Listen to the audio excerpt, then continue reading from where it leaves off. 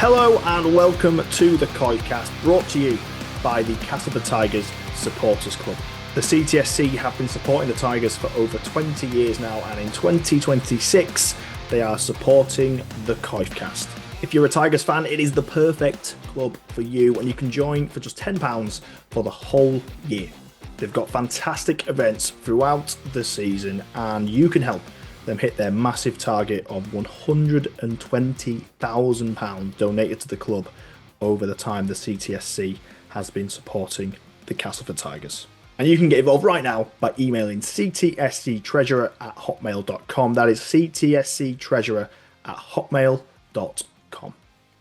Happy New Year. This is the very first episode of 2026, a huge year for the club and the podcast as well. Of course, Castleford going into their 100th, their centenary season, and we're going to be right along for the ride. I want to kick off with a big episode. I want to kick off with a bit of a bang. It is New Year's Day as you are viewing this or listening to this. Hopefully you are viewing this on YouTube because you're about to see four lovely faces for the next hour and a half, 2 hours or so. This is the first of our round table episodes. These are not going to be every week.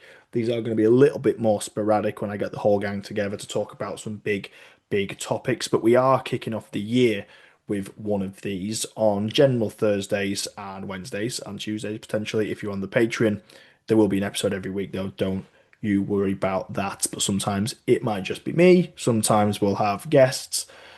You know the drill. You know the drill by now. But as I said, we are kicking off with a big one. We're kicking off with this round table where we're going to look at our hopes, really, for 2026 and the year ahead, the season ahead, what we want to see off the field more than anything. This is not going to be who we want to see at centre. This is not going to be, how we're going to line up against Wigan. This is not what this episode necessarily is about. We will get to that.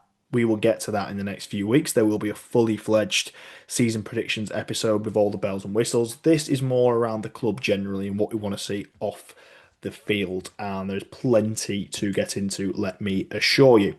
Before we get a word from our brand new main episode sponsor for 2026, of course, I want to give a huge shout out to my Patreon members. They're the lifeblood of the COYFCast community, and as always, I want to give them a big shout. So first and foremost to Andy, Gary, Alan, Connor, Aidan, Deb, Graham, Jake, Scott, Alex, Brendan, John, Lee, Matt, Rory, Craig, Paul, Alison, Andrew, Richard S, Richard H, to Aaron, to Carl, to Kyle, to Morgan, to Ian, Jody, Katie, Kev, Steve, Darren, Ian, to Carolyn, to Dale, to Mark, Evan, Damon, Daniel, Joey, Harry, Callum, Danny, Derek, Mark, Aaron, Craig, and Ash. Each and every one of you, a huge thank you for continuing to support the podcast over at Patreon. If you want to get involved with the Patreon community, if you want to get involved with the predictor this season, if you want to get early access to episodes, and if you want to generally support the podcast, patreon.com/COYFcast is the place to do so. Easy for me to say, join that growing community of cast fans who are getting directly involved with the COYFcast and reaping the benefits. Now, a quick word from our main episode sponsors for 2026, the people at DDW Air Conditioning. DDW Air Conditioning are your experts in air conditioning, installation, servicing and maintenance. A lot of people don't realise that modern air conditioning isn't just for cooling. It can also heat your space, keeping your home or your business comfortable all year round. Energy bills at an all-time high. Air conditioning is one of the most efficient ways to heat and cool. In fact, it's up to 5 times more efficient than traditional central heating, with the added bonus of cooling in the summer, making it a real modern necessity. DDW Air Conditioning cover the entire UK, with no job too big or too small. For a free, no obligation quote, contact Dan by phone or email, and the team will be in touch. Both that phone number and that email address is in the description below. Okay, it is time for the round table episode, the first of these round tables, and I'll go round the group. I've no idea how we're actually going to be positioned on the screen, actually, at this point, but I'll go like that, and we'll let you all introduce yourself first and foremost. Looking at my screen, I can see Steve, first and foremost. So Steve, obviously been on the pod a few times. Great to have you back, mate. How's things? Yeah, really good, thank you. Obviously, good time of year, isn't it? A bit of a break. And to be honest, I love the off season because we can talk rugby without the reality of actually going to the rugby and perhaps taking some defeats. But hopefully that'll change next season. As always, I'm really optimistic because it's the off season, but I think there's more to be optimistic about this time as well. Yeah, 100%. And although we'll be talking about off-field matters today, naturally it's going to bleed into it a little bit and bleed into that kind of optimism that I think is around the club at the minute, which is good. Next on my screen is Nathan. So Nath, again, becoming a bit regular on the podcast. It's great to see. How you doing, my friend? How's your Christmas been? Yeah, not bad. It was good. First proper Christmas with little one that she was able to do stuff. Had some good food. My wife bought me a season ticket, so I don't know whether to thank or be angry at her. I'll know come back end of the year. But no, mate, it was good to spend some time with family. But no, it's also good to be looking forward to a bit of rugby in the coming weeks. Absolutely, absolutely. Yeah, you can pass judgment in a few months, I think, on whether that was a good gift or not. I think that's hopefully it was a nice one at the very least. And Graham, special one for you, Graham, I suppose. As well, you've obviously been on the podcast before. This is actually the very first episode brought to you by the Castleford Supporters Club, which you've been massive in sorting for us. Obviously, very, very appreciative of the help there with the sponsorship. So thank you for that, first and foremost. But also, yeah, Christmas period, the last few weeks. How are you, mate? How's things? Yeah, pretty good. Like everybody else, enjoying a bit of downtime, and all ready to go. I'm looking forward to some rugby again. Week on Saturday, isn't it? So it's getting close, getting close. That's it. It's Uh, flying around. Obviously, there was a world in which we'd have already seen the game at this point. Sadly, that couldn't quite happen. But yeah, getting close now. Getting close to that first bit of action yeah. early Jan. Ready and raring for that. Just on the Okay. sponsorship, Ross, Sorry. we're absolutely delighted to to partner with you again. You've been brilliant in promoting our events and things like that over the last few months, and long may it continue.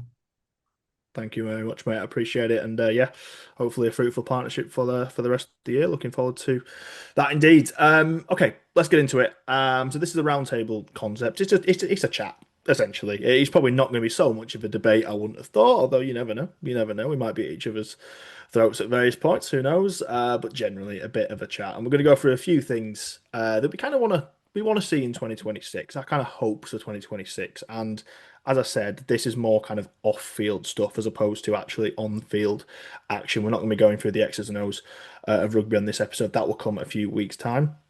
We want to see a little bit of pre-season, I think, before we really get into the nitty-gritty of where everyone's going to end up over the course of the year. So there's more just kind of away from the rugby, but also sort of linked, and you'll understand what I'm saying as we go through it. So, the first section, the first kind of bits I want to throw at you is just kind of the going to the game aspect, the kind of match day experience, the stadium, everything kind of around that.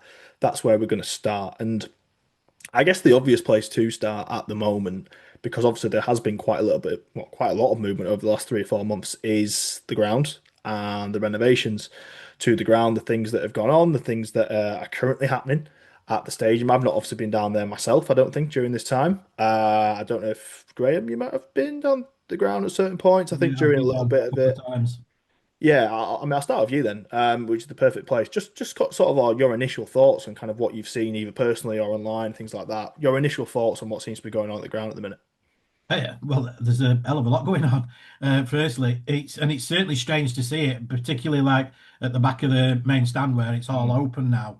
I mean, I've been going for quite a few years, and to see it all opened up like that, and the big expanse of land behind the stand where previously it's had offices and outbuildings and things like that.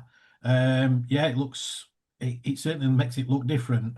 I've seen one or two photos as well since, and it's gonna look completely different when they get the training pitch down, and yeah, and obviously there's work going on in other areas of the ground as well. Yeah, it's transforming it into transforming the old girl. Really is, really is. I'll come to you, Nathan, next. I mean, how nice is it for, without blowing too much smoke, and that's not what this is about. Because again, we've got to get to the end of these kind of things. But how nice has it been for something to be said and then actually things to happen straight away? It's not usual for a cast fan, is it? It's not usual that we kind of hear we're going to do X, Y, and Z, and all of a sudden it seems X, Y, and Z actually start to happen, doesn't it? Yeah, we've been the brunt end of a lot of jokes around plans and dreams and pipelines and stuff like that, and nothing's ever really happened. Like you say, it's just nice to hear, oh, we're going to knock down this and build a training ground, and then you drive past it and there's no longer a field which looks like it's got massive holes in the middle of it, and I don't know when last time turf were touched, and it's like, oh, we are actually doing what we're saying. I think I've been going since I was pretty much born to cast games, and biggest change I've seen is we've got rid of the old big scoreboard and we put a different scoreboard in. That's probably the most change I've seen in 30 years of going down to cast. So yeah, I think a lot of people go on about what's happened at Wakey and how amazing their stadium is because they've got one new swanky stand, but you don't seem to be getting that much credit for cast for actually finally delivering on the plans. And yeah, they're not these big grand plans for the actual ground, but we're doing what we're saying now. Along may it continue.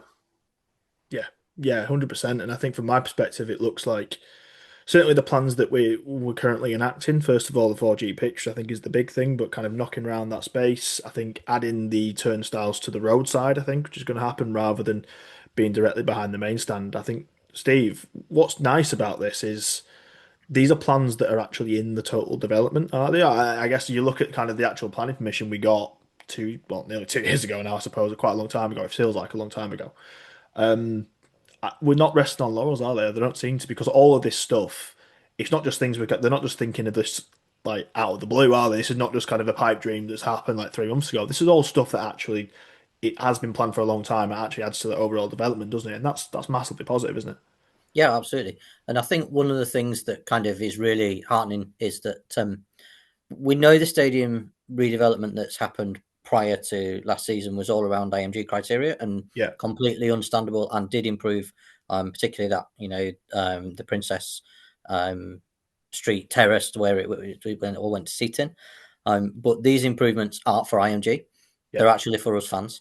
And that's really good to see, because you look at when a new owner takes over a club and the kind of investment, not just financially, but kind of their passion for the club and their commitment to the club essentially is demonstrated by what they do for the fans.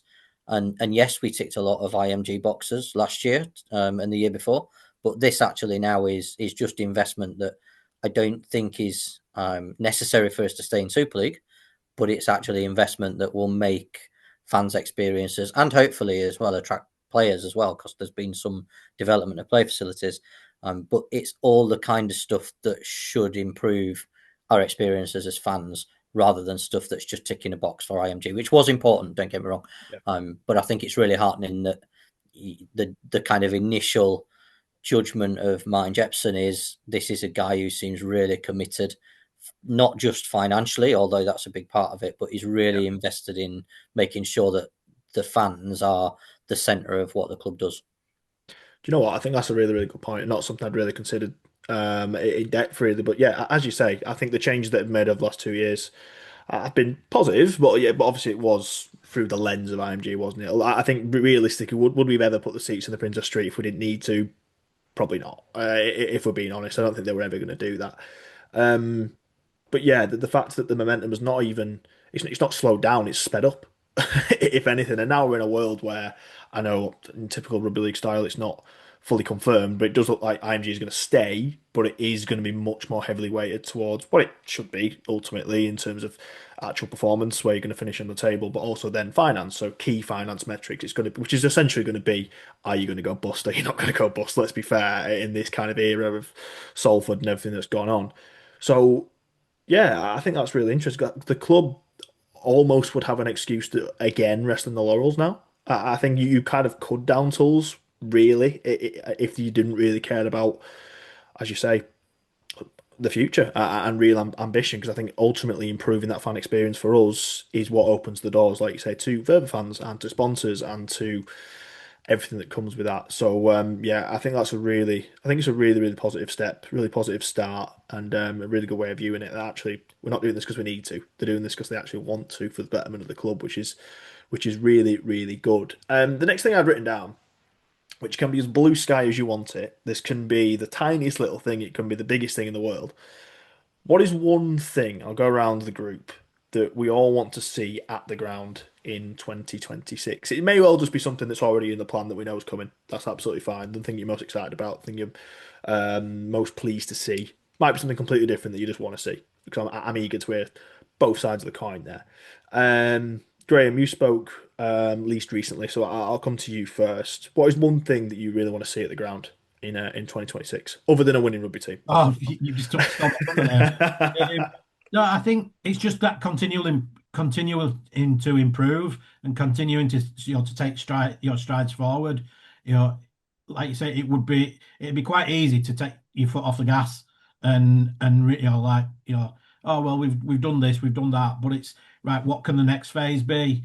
And I think just to continually keep small changes. Yeah.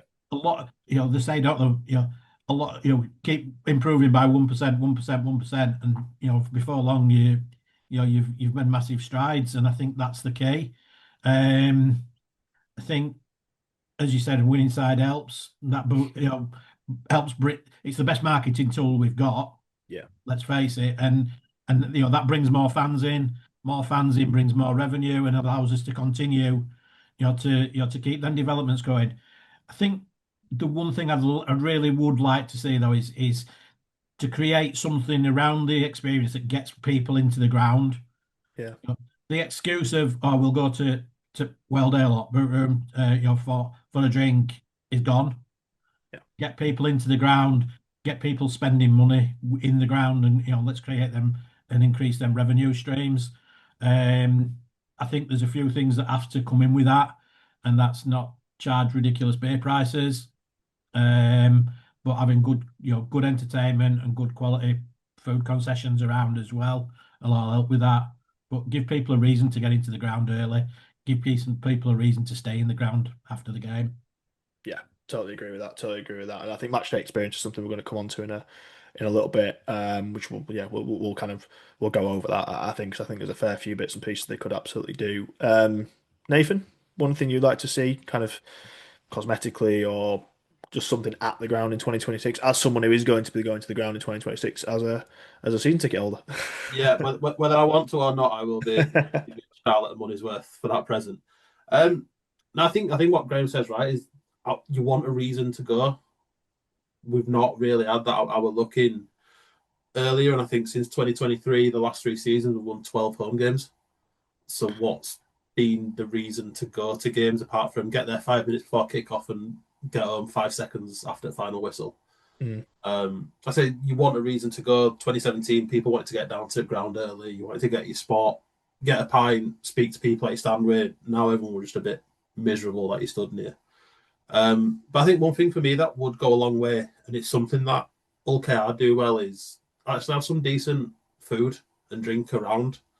You've now going to have a massive space where they're not down behind main stand. So bring in some decent food trucks. They've got the Pizza Premium one there, which always seems to do really good business. Bring in foods from all over the world and whatnot. Bring in little pop-up bars which serve all different beers, local beers, whatever have you. And like I say, as long as it's priced decently and teams doing well on pitch, you're going to get people who, for a 8 o'clock kickoff on a Friday, they'll be down for 6:45. They say you can't go to Boot Room anymore. You can't go for a pint in there. People might want to get down to the ground if we're doing well and we carry on that buzz and excitement that we've got. So I just think more facilities like that, and look, if you can bring back that bloke who used to sell sweets for £1 a tub. Yes. Back in the day, if you can bring him back, I know inflation's a thing, so maybe £1.50 for a tub of those fried egg sweets. I'll be paying for that. But yeah, just more facilities like that for me. You just unlocked a memory there. Thank you. Absolutely, the one past sweets definitely bring it back.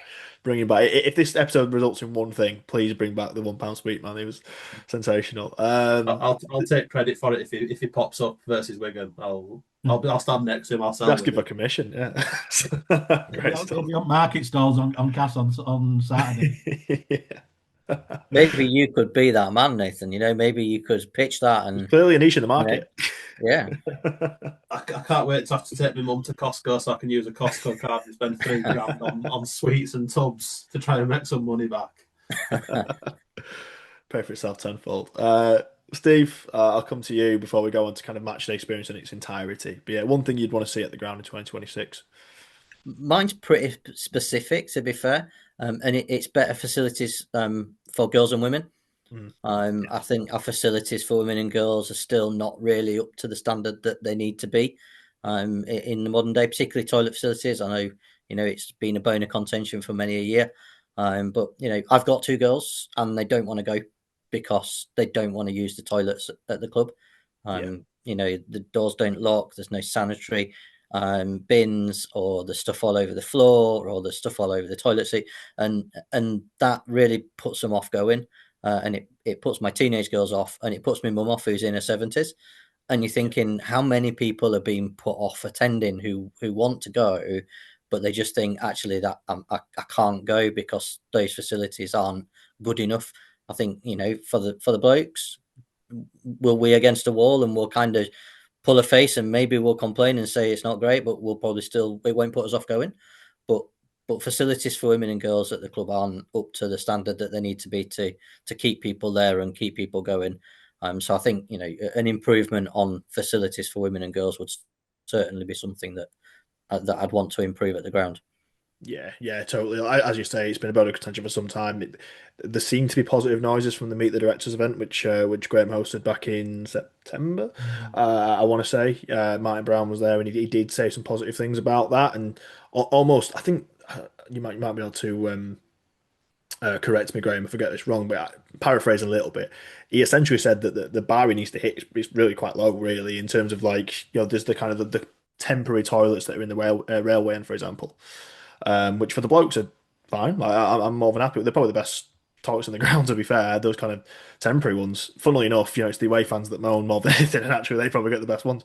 But essentially replicating that around the ground in all four stands shouldn't be that difficult, really. So at least doing that, I think, is where the club should be aiming to be. And I do have faith with the stuff we're kind of seeing at the minute that hopefully that is. I mean, obviously you've just brought it up, Steve, quite rightly. It's been brought up a lot. Surely it's high up the agenda. It has to be, doesn't it? You'd like to think. So yeah, hopefully they can figure that out Yeah. in time for the first few games. Just on that, Ross, I've been involved with supporters club for a lot of years, and it's something that's come up at virtually every meet the directors, and there has been improvements, and Yeah. some of the things that you hear are a little bit outside the club's control. Yeah. With the way people use the facilities from from things that get said, Yeah. but if the facilities are better, hopefully people will respect them more. Well, that's it. That's it. Yeah, 100%. So, yeah, hopefully, and that's certainly something I want to see as well, and the club to figure that out.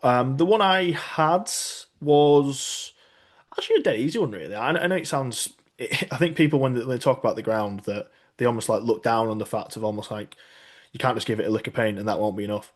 It's not enough. You need to do a lot of other things, but actually giving it a severe lick of paint actually will go quite a long way. And I think this year of all years, where we've kind of really committed to black and amber and the new badge and all that kind of stuff, and the rebrand, and obviously it's centenary year as well. I just want to see the place absolutely laden in black and amber this year. To be honest, I want pretty much every wall you see, every surface you see, I want to see black or amber. I want to see as much pride in our colours, I think, as possible. It seems like even from the shots we've seen, they've done a good job already of kind of replacing a lot of the logos, things like that. You've seen the logo pop up in more and more places, and I know they were literally painting the back of the stand black a couple of weeks ago, which is good. I'm assuming we're going to see some signage on the back of that stand, which again will aesthetically make it look pretty good. I think. I think the recladding of the Weldon Road end is still going ahead before the start of the year. That's an opportunity to make it look actually pretty good. I think. I think sky's the limit with that, really. And I think, yeah, colour. Ultimately, I want to say because it can look a bit drab, can it? Especially in February when you're down there and the weather's not great and stuff. The ground can look a bit like any ground, really. It can look a bit dull, bit grey, not much going on. And we've pretty much just got you've got the barriers on the terraces, haven't you, with the amber? But that's pretty much it. I want to see pops of amber everywhere. I think I just want to see as much colour around the place as possible. We're lucky we've got a very vibrant colour which stands out. So yeah, I think that'd be something quite an easy one, really. Probably not as deep as some of your guys, but I think just make the place colourful, make it look like a cool place to be, like a nice vibrant place to be. So yeah, get to Wix, get to B&Q, find that Pantone, get amber absolutely everywhere. I think will be my answer to that one. We'll move on a little bit to match day experience generally. Then obviously we've touched on a few little bits and pieces already, a few facilities and things like that. I keep getting questions about this, though. I keep getting questions around match day experience and whether it's a little bit stale at the moment, whether it needs to be a little bit more, whether we need to match what other teams seem to do. There is obviously one team that's talked about more than any in this. So I just kind of want to go around the table and kind of get your vibe on it at the moment. Graham, what Lee do pre-game? What is your take on that? Well, they've pretty much cornered the market in making it and making each game an event, haven't they? Yeah. And Beaumont keeps saying, he wants to create events rather than match days. Have they gone a bit extreme? Yeah. The pyrotechnics and Answer that things bit. like that, possibly when game's 5 minutes old and referees still rubbing his eyes because straight in the streaming front pyros. But yeah, you can't always do it. He's filling the ground Yeah, 100%. on a consistent basis, pretty much, and he has to be applauded for that. Whether you like him or loathe him, what they've created there is an experience that people want to go, want to be part of, and if it's bringing them, if he spends, I don't know, 25,000 on getting people through the door, that creates him another £50,000, then you applaud him. Yeah, I mean it's speculating to accumulate, isn't it? It's as simple as that. He's yeah, it's at the moment it's sound business sense. Don't get me wrong, the fact that his team is routinely coming third, fourth in the table and having cup runs and stuff like that, it helps. Would this be the same if they're 11th, 12th? Probably not. But I do respect it. But I do massively respect it. I think Nathan, like in that, I know we've talked about obviously we want to get people in the ground an hour and a half before, which I think is crucial. I do. But in that 10 15 minutes, which no matter what the club do, that 10 15 minutes is going to be the first impression for fans coming through, or the vast majority of fans. But what would you like to see? Is it as crazy as Lee? Is it a little bit more subdued? What would you like to see in that kind of 5 to 10 minutes pre-game, just to kind of get the atmosphere up more than anything? Because again, let's be honest, the team on the field is ultimately going to impact this, but the atmosphere I've even found at times, certainly pre-game, has been a little bit iffy compared to what it's been down the years. So what would you like to see in that kind of 10 15 minute period? I wouldn't be bothered if we didn't follow Lee. I think sometimes it can look a bit like a bloke who's been to America, watched the Super Bowl, and said I can do that with a lot less of a budget. I'm not always too bothered about the bands that play because sometimes they get good ones, sometimes it's people that you've never heard of. Yeah. I don't have a full answer on how I'd do it, but you just want something that creates an atmosphere. Yeah. Again, you think back to 2017, and there were almost teams that kind of ran out knowing that we can't win because the crowd were behind the team were going well. There were an atmosphere of we're probably going to win this, an expectancy on us as a team, and that's obviously gone for the last few years. Like I say, I've been at Princess Street, so last year and a half we've been sat down, but it's almost been the players run out and there's a very muted clap and a few come-ons and then game kicks off and you sit back down.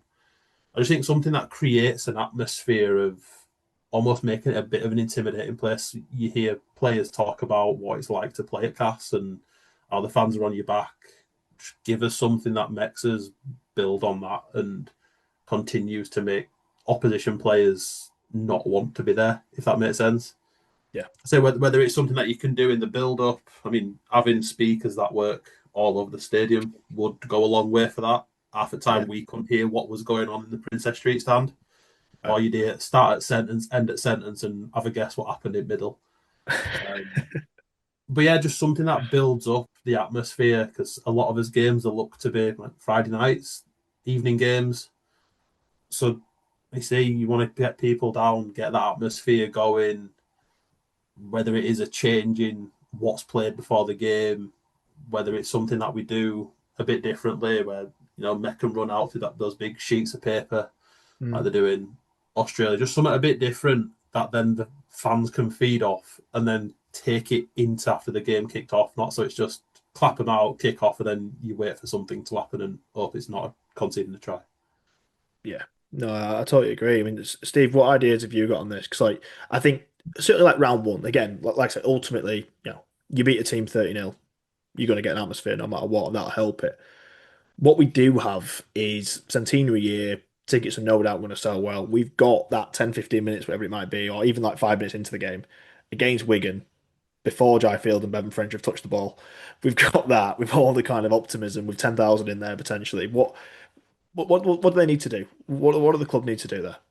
I think one of the reasons, like you said, Ross, you keep getting questions about it, is because like the match day experience means different things to different people. Yeah, And people want different things from going to a game. So you can't produce this kind of single, or this is our match day experience that everybody is going to jump on board with. I think part of that is not really possible. I think one of the things that everybody probably agrees with is what doesn't create a match day experience is standing around in a queue. And I think there's a little bit too much of that still. So being able to sort the queuing out, because you can't create a good experience if everyone's got a queue for ages for a beer, or everyone's got a queue for ages to get through the turnstile. So you've got to alleviate your queuing, because that is it's an atmosphere killer if people have just got to stand around in queues. So that's step one. I think get rid of the queues as much as you can. Then I think one of the things we're potentially kind of not doing is making use of the big screen that's there. So we've invested in a big screen. I go quite a bit to see Nottingham Panthers, the ice hockey team, and I know nothing about the game, not interested. But it's a really good experience. But most of it revolves around the big screen that's suspended above the ice rink. And that's what a lot of people really enjoy the stuff that goes on there. The music's on, the words are on, so people can sing along.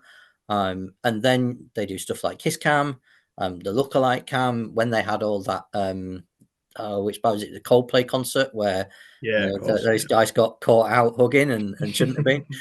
As soon, you saw then all the teams who use big screens well, suddenly jumping on that trend, as it were. And I think that's something that we could go towards with that big screen. We've got to modernize a little bit, and that's what's going to pull in the new fans and keep kind of, those screen generations. We are very much a society where we're used to screens, we're used to stuff happening on screens. It worked relatively well in the Ashes. Those who went to Ashes matches, it was dead simple. They stuck a mustache on people in the crowd. The and Snapchat everyone films was looking at it. Everyone's laughing at it. Everyone's looking at it. It's really engaging, but it's just so simple. And I think that's the kind of thing maybe we need to look at, because we've got that screen. Let's use it in a way that actually engages the crowd before the game, at half time. Maybe not in breaks in play. I think that would frustrate some people who want to focus on the game. But there's certainly an opportunity I think we're missing there to build a little bit of an atmosphere around that big screen. Just That's on a really that good state, potentially things like highlights again, from days gone by against the opponents that we play in that day. Imagine 5 minutes before kickoff to get the crowd up, the Luke Dawn try against Wigan. That's going to lift people, isn't it? But I think, as Nathan said as well, having a really upbeat playlist before the game, and flick it about a bit, not just like 15 minutes before kickoff, Welcome to the Jungle comes on, and then 5 minutes before, or 2 or 3 minutes beforehand, the music that the teams run out to. Going back to it was around late 90s, I think it was 98, 99. And I'm sorry for those, for those that went. We had there was the away teams were coming out, running out to something that was a bit of a Mickey tech almost, and it were Salford had run out to Coronation Street theme, Yeah. or something like that, and Yeah. it you waited to see what they're going to play this week. But it helped that the ground were full. Yeah.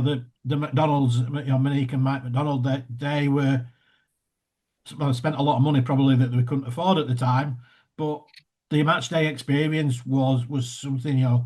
If you look back at any games, particularly sort of pre-match, if there's any footage on YouTube or anything like that, when there's a big crowd in, it's as you mentioned right at the beginning, it's colourful. There's with 2 or 3 different mascots coming out.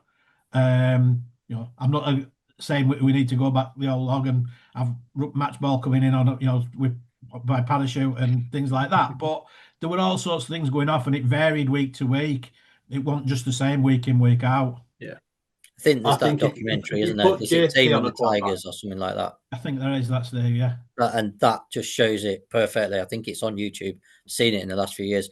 That Taming the Tigers documentary just epitomizes what you've just said, Graham, around engaging the crowd. And you're right, you'd have to do different things now, potentially, than you did in the 90s. But we've got the opportunity to do that now. Let's push it. Let's go and do it. Yeah. You just need JT and his quad bike back. That'll bring back the days, and we can all have a good laugh at that. They had to put Stu Vors in a straight-jacket. Get the quad bike on that. I think all great ideas, all really, really great ideas. And I think, as you said at the top, Steve, there's not going to be a right answer that's going to solve it for everyone. But I think just a bit of effort, isn't it? A bit of effort, a bit of attention to each game, making it up a little bit different each game. Even down to, like, as you said, Graham, the songs for various teams. It just shows a little bit of, because I think that's the problem I probably had with it in the last few years. It's not so much that I dislike what they do pre-match or at half-time or whatever. I think it's fine, but it is the same every week. And I think that's a little bit of a problem as well. I think it is very, very samey. You know exactly what to expect, and it is like there's just been a 2024 plan, a 2025 plan, and that's what we do 13 times. Yeah. And I actually think mixing it up a little bit, whether it is just it's something as simple as you say, putting the top 5 tries against Wigan on the screen before 5 minutes before we play Wigan. Simple. You could do that the week after when we play Huddersfield, or whatever it might be. There's things you can do there. I think there's some really good kind of food for thought there, and I'm sure the club are listening. So I'm sure you never know. We might get a few ideas, through there. I think the big screen in particular really kind of dawned on me there as well, and also the LEDs. I think the one thing they've got the LEDs now around the park. The big screen is one thing. The LEDs, no matter where you're looking, you can see LEDs. The big screen, admittedly, you've got to look to your right or whatever. The LEDs, wherever you are, you're seeing some. So that is a bit of an easy win there as well. Again, I think the Ashes did quite well with them from memory.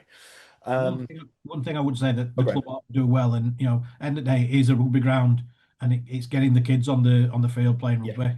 They've done that for a lot of years. My lad is coming up 26, but played there as an under 11 at half time, and it's still something that I've still got a photo of it up in my dining room. And it's that creates memories for kids, and some of them kids will go on in later years to hopefully play Super League for us. So that's an experience that I wouldn't want them to take away. Yeah, I absolutely get. I think getting at least kind of one kids game on the pitch at half time is something that's just a bit of a no-brainer. Again, for the experience of them actually playing on the turf, I think you can almost make that as a bigger thing as well. I think you could almost. I do wonder whether you almost make it a little bit exclusive, and like say you do just have the one game, whatever it is per game day, where you've got the kids on there and it's a certain team, and you almost get the amateur teams almost kind of vying for it. You can have a lot of kids playing on match days though, because now we've got a 4G pitch. So actually, pre-game, a great way of getting people in 2 hours for the game, surely, is to invite 100, 200 kids at 5 o'clock for an 8 o'clock game, or half 5 for an 8 o'clock game, to play on the 4G, because you can play on there to your heart's content, can't you? With no problems or anything else. So. Especially if one of the teams or a couple of the teams that are playing are from the opposition area. Yes. Brings their fans in. Brings them in earlier. Yeah. Perfect. So, yeah. On Graham's point, I played on it at half time when I used to play for Garforth. And like I say, as a Cas fan, it were I might as well have been like a 7, 8 year old, however, while playing at Wembley. Yeah. The only negative part were having to do the run around the pitch at half time, where you'd set off with a sprint, and by the time you got to the bottom corner, You it realise was how long it like is.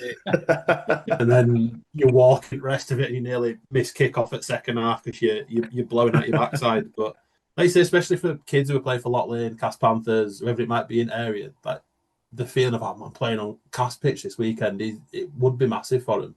Yeah. And it might get people who aren't necessarily, because I've played with people who played rugby but they didn't watch rugby, and all of a sudden Cast might become their club, and then mum and dad are bringing them to games, and it sounds silly, but it's 3 more hot dogs and 3 more bottles of Coke. It's 20, 30 quid more in Cass's back pocket. Like, yeah, that 4G pitch could be massive for stuff like that. Yeah, totally.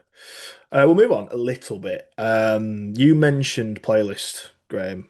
You mentioned updating the playlist on match days. I absolutely think they should do. And again, I think that should be kind of mixed up week to week if they possibly can. It shouldn't take too long, just to mix up a bit of a Spotify playlist pre-game for the hour or so.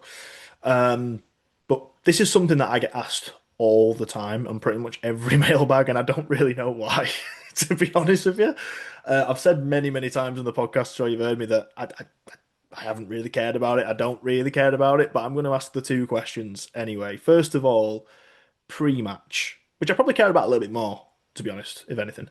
But pre-match, what should be the song or the music, literally as they're kind of running down the tunnel or in the 30 seconds in that time?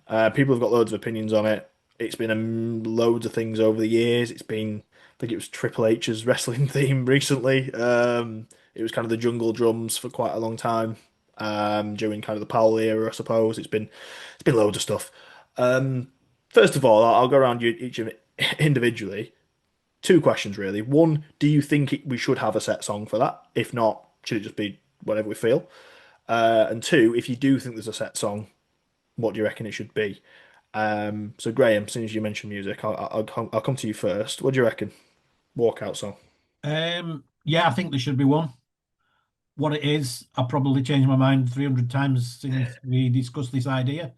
But things like Born Slippy from Trainspotting theme, I Predict a Riot is an obvious one.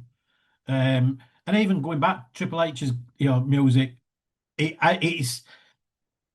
it's got something about it, hasn't it? It's got something, but I think it's got to be something that makes hairs up back your neck stick up in it. When you think that's just something that builds the anticipation, and it's a sort of a crescendo as the team comes out. So I probably not answered your question. I don't know what they should play, but I think they should have something. I think they should have something that's a set. Yeah. That is our entry music. Entry of the Gladiators or whatever. Something like that. Something that sounds like it's in a coliseum or that type of thing. Yeah, I think there's something else. So we're going to get on to post-match in a minute, but I certainly think there is something in pre-match. I mean, I'm watching the darts at the minute. It's a big thing, isn't it? I mean, walkouts at the darts is a huge thing, and it doesn't take long for a song to kind of become synonymous with a certain darts player, for example. So it's something we could absolutely latch on to. Nathan, what do you reckon? Do you reckon there should be a set song? If so, hit me. I feel like asking hit you with my music taste. That's going to open all kinds of rabbit holes and doors with the kind of music that I listen to, as someone who's got a full sleeve tattoo dedicated to the band Tool, who have songs which are about 12, 14 minutes long. We could be waiting a while. I think if we start playing some of the songs now, they'll be walking out versus Oldham by the time it finishes. I do think we need one. I think I'll always look back to, I think it's actually called like Bongo Bongo Song, which is when I'd have Gladiators, whatever happens, stick together. You sort of knew what was coming next when it got played. I'm a wrestling fan. I did quite like Triple H's song just because I'm a wrestling fan. I'm not saying we should come out to the Rock's music every week hearing If You Smell What the Rock's Cooking with the drums. So I said, Born Slippy is a great tune as well. Yeah. So I wouldn't be against that. So like I said, I don't necessarily have an answer if we should use this, because everyone's got different music tastes. So what I think, I could name a random song which either people have never heard of or people go, oh, that's a bit crap. Yeah. See, but it just needs to hit right. It needs to be a song where it's, when you hear it's like, this is what happens next. I think if we go back to Bongo Bongo song, I think that for me was a song where it's with the build up, with it's like kicking in when the players run out. It all kind of tied together. Yeah. Yeah, we Yeah. need one, is my main answer. Yeah, makes sense. Will you make it a trifecta, Steve, in terms of needing to nail a walkout song? I think there's a little bit of me that says, do you need anything on at all? So controversially, does it sometimes? And the reason I say it is that when England played at Everton, I felt like the music was like overbearing. It was deafening, dominant. to be fair. Yeah. It was deafening, and it took away the atmosphere. It actually reduced the atmosphere of the game. Now, potentially, is there an argument that says, actually, as players come out, that your crowd takes over, and that's how you build your atmosphere? Because you get that few seconds, don't you? If your music's on and players line up, set for kickoff, and their music dies, and it's really quiet because the music's taken over. So part of me wonders whether there's an element where you think, actually, let's put this in the hands of the crowd to build the atmosphere. However, I think probably the best one I've seen beyond Cass is Smoke on the Water by Deep Purple. I've seen that used really well at walkout because it's not something that the crowd sing along to. It kind of still allows the crowd to build the atmosphere. But it has then got that little bit of music underneath it and those chords underneath it that just fill that gap. So for me, the best one I've seen is Smoke on the Water as a run out song. Nice. That's a good. It's interesting. It's an intriguing answer. I mean, I'm thinking now. I mean, I'm a Liverpool fan when it comes to football, for example, and obviously synonymous with "You'll Never Walk Alone." "You'll Never Walk Alone" sung when they're already out in the field. To be fair, Liverpool do run out to no music. "You'll Never Walk Alone" or whatever, or I don't know if it's the same match on together. I guess they're already on the field, are they? I'm not sure, but yeah, generally speaking, in football, the team song would be afterwards, after they're already out on the tunnel, and then at the end of the day, when they're on the field, Super League got its own stuff. If they're in a lineup, whatever, there's a minute silence, whatever. But yeah, that's interesting. It is intriguing. Maybe we don't need necessarily something. So that's certainly something to consider. It might be something they're a little bit nervous about straight off the bat. I think if you go on a run of 5 wins, then they go, we don't need the music. We'll be absolutely fine. That might be one of them that kind of happens organically, maybe. But it's an interesting thought. To my opinion, quickly before we get on to post match, I think we do. I think we do need one, but I do take your point, Steve, as well. I think the lack of lyrics is probably a thing. I think ideally music as opposed to a song, or not a song, but something that you really kind of need to really sing along to. Is not a bad thing. 'Cause at the end of the day, Cas fans are going to sing for Castleford. They're going to do, we're going to have the drum beating in the Weldon Road, and regardless of what's on anyway. So we're not going to have a song necessarily we're all going to sing along to. I don't think. The two I kind of mentioned on the podcast recently, which I'd probably stand by, is I'm a big lover of the atmospheres in college American football. I think it's incredible what they can do. I mean, the stadiums, for those who are unaware, the stadiums in college American football are sometimes bigger than those in the NFL. It is insane. There's grounds of 116,000 seats, things like that. It's mental, and they're full every week. It's crazy, and some of the atmospheres they can produce pre-match is just berserk. And probably the two best ones for me, I think it's Texas A&M that run out to such quite contemporary. It's powered by Kanye West. I say it's contemporary. It's like 15 years old, isn't it? That shows that shows that I'm getting a little bit older. But powered by Kanye West is a particularly good one, and that's because again, yes, obviously Kanye comes in and starts rapping, but there's a good minute section essentially where it is just this kind of crescendo of sound that really lifts you and kind of hypes you up. That's a really good one. The other one as well, kind of almost before he kind of comes in, would be Enter Sandman, Metallica, I think. I forget the college that does it really well. It's going to bug me. But there is a college that routinely comes out to that song. And again, you've got a minute and a half of just constant, it's just thrown away, and it's just an absolute. Obviously, you can imagine as the full band comes in, that's when the players run out. It sounds huge. So I think that would be one of those two would be my pick. I think on that one. Post match, the question I've had most of all, I think, of any question over the last 3 years. Neil Diamond's got a lot to answer for, I think, when it comes to Cass. Um, but I'm intrigued by answers on this. Sweet Caroline. I don't really need to ask a question, do I? Graham, Sweet Caroline. What do you think? Time to go. Time to go. Okay, well, I tell you, we'll do it quick fire, then we'll chat. So Graham's gone. No, Sweet Caroline. Nathan, Yeah, it can go for me. you're gone. Steve, Sweet Caroline. Yeah, agreed. I think its time is done. I'm going to be controversial and say it should stay. How about that? I'm gonna go on that side of the fence for the sake of argument more than anything. Graham, why is it time to move on from Sweet Caroline? And if so, do you have any kind of alternatives, or again, is it something that should just be fluid on based on what happens? I think the reason I think it's time to go is it's synonymous with an era that's well and truly gone. Hmm. We've gone through a rebrand. We've gone through a massive amount of changes over the last 18 months, and I think that's just it. It belongs in the past for me, that one, and I think it's time that we brought we introduce something else. As to what it is, not sure. But I think as part of the rebrand, we just need something else. Okay, okay. I'll give my answer first before I go to the other two no votes. I guess yes, it does belong to an era that we're not in now. I get, but it wasn't that long ago.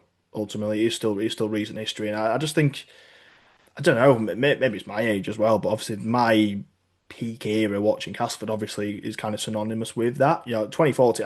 It's not when I fell in love with Cast. I fell in love with Cast before that, but I think a lot of us kind of re-fell in love almost in 2014 when we started singing that song, and it's synonymous with such a great time being a Castleford supporter. And I don't know. I'm almost wary of getting rid of too much. I know we're going to a new era. I know there's a lot of changes and things like that. I think change is good generally. I am a little bit wary of losing everything and kind of going complete clean slate with things like that. And I think with something like Sweet Caroline, which is it's still fun, isn't it? People, no matter what we say, we're all going to sing it out if we beat Wigan round one if they play it. And I think it's just. Yeah, I don't know. I think it's just that. I think I'm just a little bit wary of losing too much from the kind of recent past, even because it was ultimately a great time to be a Cast fan as well. Fairness, we But haven't heard it too much over the last few years anyway. exactly, yeah. So I can't remember the words to be honest with you. But yeah, I just think even though it's recent history, it is part of our history. And I think the main criticism people have is a lot of other sports teams have it, and like the Lionesses have it after they win the World Cup or whatever, and a lot of teams play it. Obviously on the darts, the boxing. It's because it works. I think that's why other teams use it. Honestly, I think the reason people say it's overused, but the reason they use it in the first place is because actually it does a job and actually it is pretty good. And I just think, yeah, I'm not quite sure we're ready to like remove it from our history just yet. But I'm open to arguments. So Nathan, first and foremost, why are you out with Sweet Caroline? I think it's pretty much for kind of the opposite of the second part you just said. It's everywhere you go now with Mm. sports. Anytime you watch boxing before the main event, it gets sung and the fans are going on with it, and it's played at every football game. And there's people who'll say like, oh well, this is our song. It's not. It's a song from '60s. People used it before us. It's just what we remember. And like you say, you think of those good times, and so we've heard it 12 times in 3 years. So people can't be that fond of it because we just don't hear it anymore. Um, but I get your point, and people will look back at it and think that it's Cass's song. But I also remember seeing Cass win in '90s, and Simply the Best were played by Tina Turner. Right. As I used to walk out, that's what I remember hearing. So we've changed it in the past, and I think, but it's been 12 years next year, so it probably is time for something new. Fair enough. Fair enough. Good point, well made. And Steve. Yeah, much of the reasons that Graham and Nathan have said, really, I just think it's time. I think it's of a previous Cass era, and it's just everywhere now. It's a little bit stagnant, I think, if I'm honest. You go to any kind of event or stadium, and it's on everywhere, and it's not really part of Cass identity anymore. I don't think. So yeah, for me, it needs to be changed just so that we've got something we can hook into that's not just the norm and that happens everywhere. So for me, yeah, it needs changing. I think kind of some of the things that I came up with were kind of everyone knows living on a prayer. I don't think the actual like words in the song matter. I think what matters is that everyone can join in. So living on a prayer is a good one for everyone to join in on. Everyone knows it. You can join in straight away. It's a big crowd pleaser, so that's probably where I'd go with it. There's a couple of others like Foo Fighters. I think there's maybe a few people know like stuff like Times Like These. Is probably a little less well known, but I think could soon be picked up. A couple of Nickelback songs that could be kind of those stadium filler songs. But I think as long as it's something that everyone knows, and for me, Living on a Prayer, it's a popular song, but it's not necessarily one that's used as a victory song. And maybe we could take that on. Yeah, I think. Yeah, I take your point fully on that, and I do wonder whether there'd be a scope to just. I mean, hopefully we get loads of wins, so we can do loads of songs, but almost like cycling through a few. Because like the thing that I really loved about Sweet Caroline really is it did happen kind of organically because they did play it after the Dawn try at Wigan, and that it just became it felt right, didn't it? It just kind of felt right to play it after games like that. You almost whether we could ever get that again with a different song, I don't know. It's not. It's you need a bit of luck, I think. But I would almost be in favour of just kind of cycling through those similar to those kind of songs you just kind of mentioned, and just kind of hoping that you just land on one, and one will just feel right because you'll have a moment, you'll have a last minute try, you'll kick a drop goal or something like that. The crowd will be up. Like if a certain song had been played even at that Wakefield game back in August or September, whenever it was, if that was a certain other song, maybe that would just latch on, and that would be something that would make sense for the next win, you know. So yeah, maybe that's the route, just to kind of move on. Maybe don't just pick one. Again, I think I almost think it's like just picking one now just feels a bit forced and a bit. All right, I'll go with it, but it doesn't really mean that much. But yeah, that's a good discussion. And to be honest, listeners of the podcast will know that I've mainly gone for that because I don't really care, and I just wanted to continue that aspect of the of the conversation. But it's you've all made very very good points there. I must admit. If we're winning, who cares what music That's comes that's on? it. That's it. To Graham should have said. celebrate. Yeah. I don't know if you've seen it. I shared on. I spotted it quite by chance.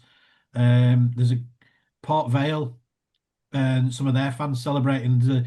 There's a young kid who climbs on the wall at the front and he's absolutely going for it, and they're doing Glad all over. And Yeah. he's absolutely going for it. Whatever we need, recreate the passion that he shows for his team. Yeah. That's it. I think That's it's one where like whatever happens, you're going to get people moaning. If we beat Wigan and we play Sweet Caroline, there's going to be people saying, "Oh, I'm sick of this song." If we, it. I message you, I've got like the roguish shouts for what should replace it.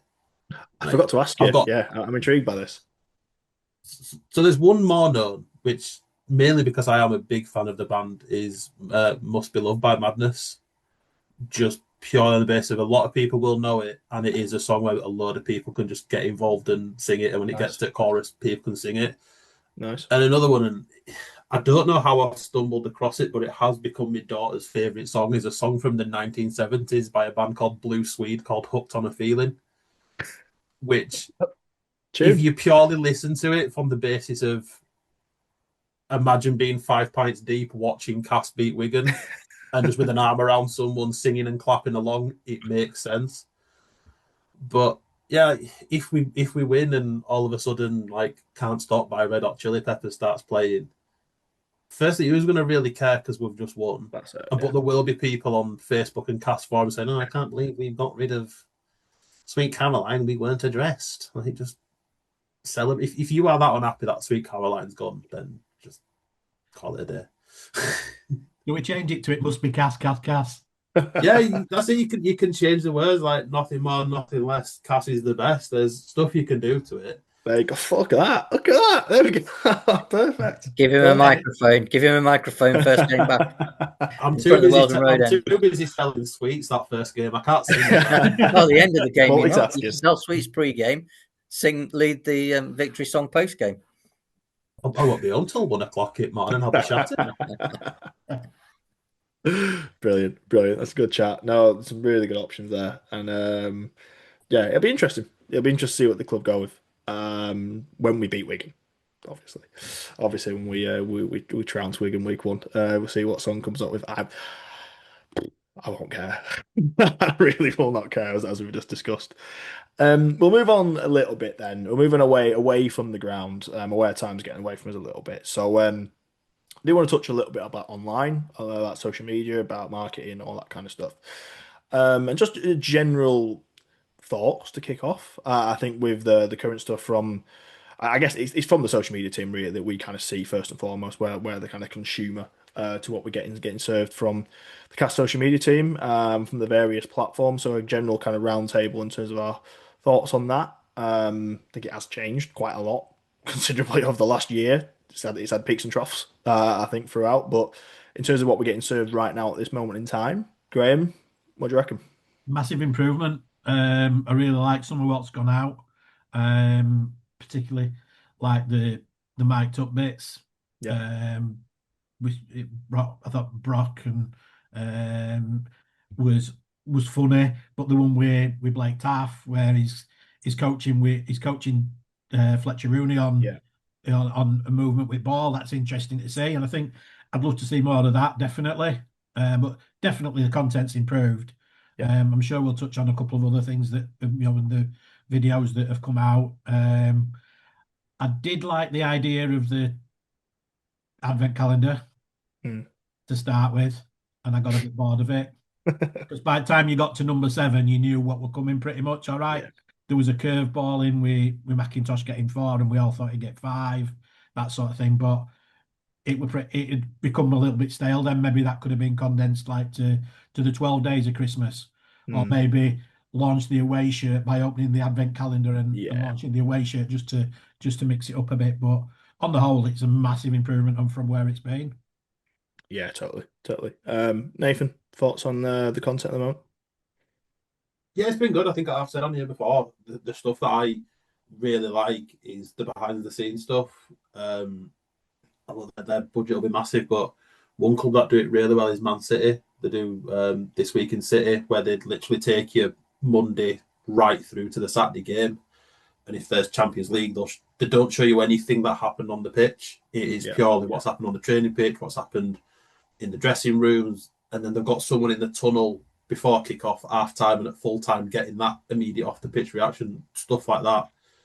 I just love watching because I think anytime you get a bit of a peek behind the curtain to stuff that you don't see is good. Like I say, like players mic'd up. You said it before about giving players personalities. yeah, Let these players have a voice, and like I've tweeted a few times that Brock Gresham just reminds me of Jake Mama, and the only things I know about Brock Gresham is from the things you see on Twitter. yeah, Obviously, never met the bloke, never seen the bloke, never heard of the bloke before we signed him, but now people know about him because of what we've done on Twitter.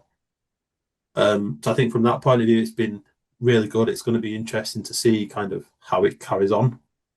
Obviously, miking plays up, is there going to be more stuff that we can do where maybe we have like a weekly breakdown of what happened? I think that would be interesting. I think some of the posts, like there has been times where it could have been maybe a little bit better, looked a little bit better. But I think if you're comparing it to where we were last year, the year before, the outputs good. And on Graham's point, like the advent calendar, like yeah, it did get a bit tedious, but I did find myself checking my phone at 6 o'clock to see who got what number.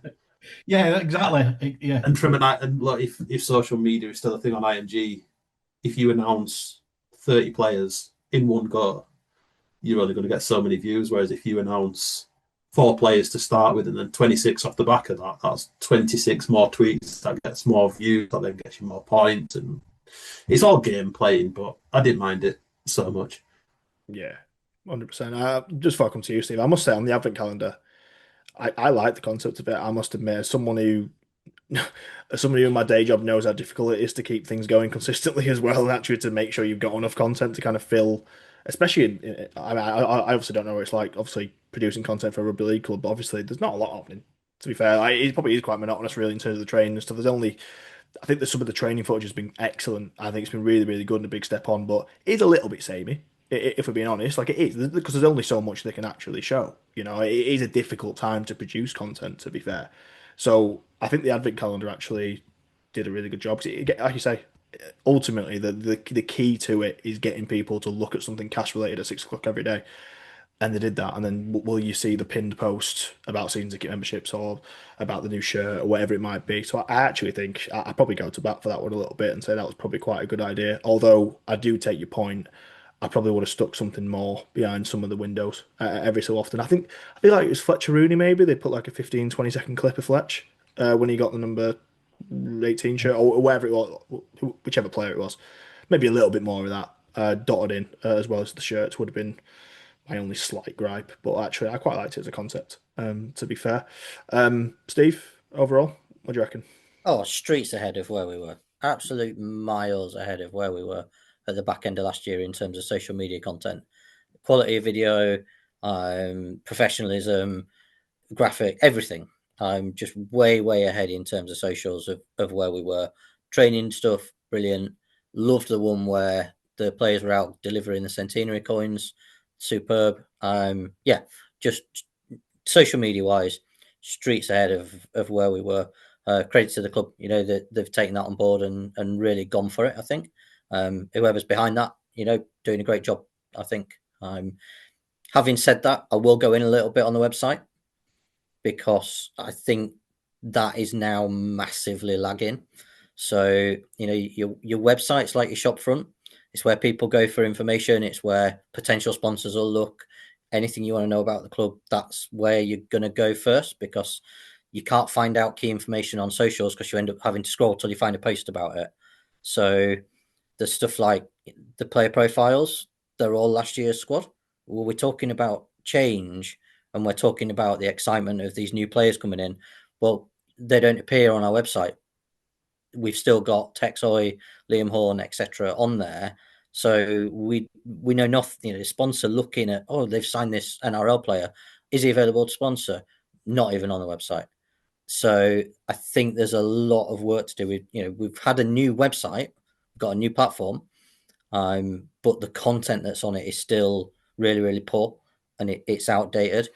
So much so that at the moment our landing page, don't know if anyone else has been on the landing page, but our landing page at the moment, the 3 games that you can see are from 2008.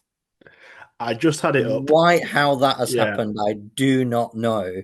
But the 3 match reports are 2008 Catalans, 2008 against Wigan, 2008 against Huddersfield. And I don't need to know that Michael Wainwright and Peter Lupton scored in 2008 against Huddersfield and they scored 64. It's really poor. That has to improve drastically to match now what's happening with the socials and stuff like key info. If you wanted to know what time Singleton's testimonial kicks off, it's not there. So if you go on the fixtures, none of the pre-season friendlies are on that fixtures list. It starts with the first Super League game. You try and work it out another way. You go to tickets, click on home games. It's not there. There's a separate kind of area for the pre-season games. You click on there. You can find out the day, but there's no time. So actually on our website, a key piece of information, what time does one of our friendly games kick off at home, not on there. So I think there needs to be kind of an intense period of work put into that website to get it up to standard and match what we've got on socials. 100%. Yeah, I think they need to dedicate some manpower to it if they've possibly got it. Like I said, it seems like relatively simple stuff. Well, I say that. Yeah. I don't know the first thing about websites, but yeah, I mean, clearly the fixtures thing is a plugin, and that does need sorting because clearly it's pulling through data from somewhere. You just need to add the right data in there. Looks to me like it's one of those things where they almost kind of need the results first, maybe before they can put it in. Maybe that's what it is. Maybe that's why it's errored. But yeah, I completely agree. I think the squad for the first is the first thing for me. I wonder if they've just not got the. It's not good enough. Ideally, it should just be like blank without having these. It's probably that they haven't got the headshots yet. I would assume. But even so, yeah, there's no good having last year's players on. I completely agree. And yeah, I think. Sorry, go on. I was just going to say they might just flip over at midnight on New Year's Eve. Maybe maybe by the time this is out, pod comes out, they might be already on there. This hopefully this section's completely out of date. That would be ideal. That would be ideal. And if Steve in the on New Year's Eve quiz or New Year's Day quiz comes up about fixtures in 2008, you're killing it, mate. Absolutely, yeah. that's it. Who scored? Are there only 2 tries when we conceded 64 to Huddersfield? I mean, of all the fixtures you don't want on there. mean, I have just found the tickets for Brad Singleton, but it is right at the bottom. You Yeah, have to it's tricky. scroll. Yeah. One other thing I'd like to see, and I remember it more for London did it really well in 2018 and 2019, was the gifs after player scores tries. I Yeah. mainly remember the ones of Eddie Batty scoffing an egg and cress sandwich and then pouring a packet of McCoys over his head. But again, it's something quick and simple. But if someone has one where it is a little bit different and it does catch on, like again, you just record a couple of them just pointing to the badge. So then when you try, it's not just a still image. We can put something out there. I know Penrith do it. They put them both on Instagram stories and on their tweets. All the players they'll have, like Nathan Cleary, will have some for scoring a try, one for kicking the goal, and one for hitting a field goal. I feel very American saying that, drop goal. There we go. But yeah, again, it's just some something amateur rugby union clubs, junior age grade, have got gifts after tries. Yeah, just This it's should be super dead simple, straightforward for but some of them can be like I don't know, like Brad Singleton, give him one where realistically we're probably not going to see it that often. But if for one where it's a little bit off the cuff, I'll have a quid on him top try score after saying that. If he has one where it's a little bit tongue in cheek, a little bit funny, and I say it just breaks up the Twitter feed, and you might find if we are scoring tries, you might find yourself on, oh, this is what Valamir does, but we've not seen this person's. I wonder what that might sound really sad of me to say that, but No. it just adds a little bit more to social media. Yeah. No. I mean, the next question I was going to throw out, which you just answered, Joss, to be fair, was just one thing we'd each love to see from Castle social media. I think, yeah, try, goal, conversion, drop goal, gifts. Yeah, I think it's something with them before, maybe. I'm trying to think back, potentially They during the had Paolo, images may in have had it. 2017 because I remember Greg Eden had a pair of boots around his neck. I think Yes, yeah. we saw that 300 times. Yeah, sorry, plenty. Yeah, But definitely. every player had their own photo, and I remember Cass put out a video of the behind the scenes of the photo shoot. I think Jake Webster's got a broom for some reason, and Ads is trying to look scary and he doesn't. But again, it's just something that would be relatively quick and easy to do, and it just adds a little bit more to the social media pages. Yeah, and the personalities. And the personalities of players. Exactly. Again, it's another platform for the personalities of players, which is it's just no bad thing. So we'll take that as your answer, Nate. So in terms of something you'd like to see from Cast social media going forward, we've kind of gone over kind of the errors and the website stuff. So we'll keep it light. We'll go for the nice stuff that we want to see, the kind of blue sky stuff. Yeah, magic wand, Graham. Castle social media or website or whatever, kind of online. What would you like to see in 2026? I think obviously bringing everything up to date and all in line, so that if a news item comes out about a new signing, that it's straight on the website. It's there's no click on this link and the link's broken or anything like that. Just make that little bit slicker. One thing I've really enjoyed the build up to this base round cast. Yeah. And I would love to see a longer version of that. I mean, I think it's on there for 4 minutes, which probably worked well for those that need instant fix. But I think it could have been split up into maybe 3 or 4 minute chunks. Especially as I'm led to believe there'd be 1 or 2 interesting outtakes.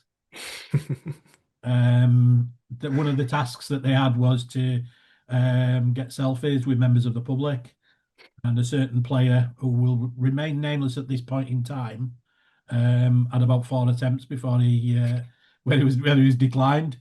Another one was to get breakfast items so that they could sort of scoff on the run, sort of thing. Yeah. And one player bought for his team a large box of cereal but no milk.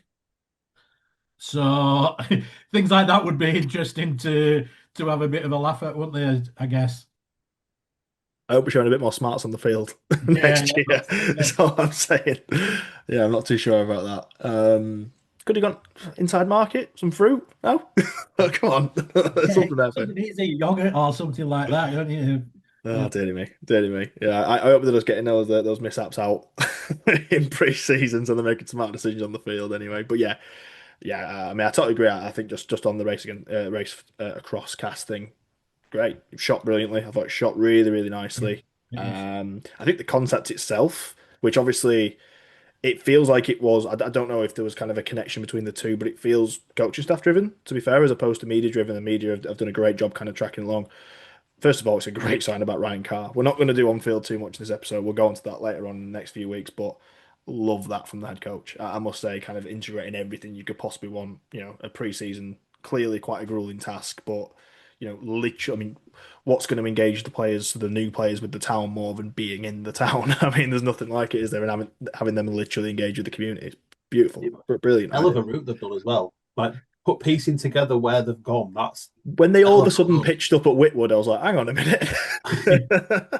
They've gone quite far there, haven't they? Going from Cast Ground past Eagle, which is up towards Cast Panthers Ground, then up Yep. towards where Smallthorne played, then running back through with a barbell. Like that's a fair old. It's a fair track. I think I had a stitch watching it, thinking about how far they've had to run.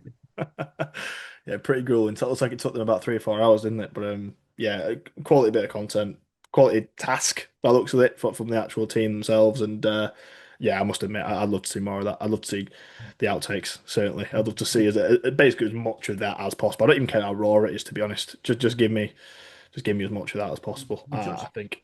Ross, you touched on Ryan Carr and what I loved about it, and similar to when he was at the Sports Club launch night a few weeks ago.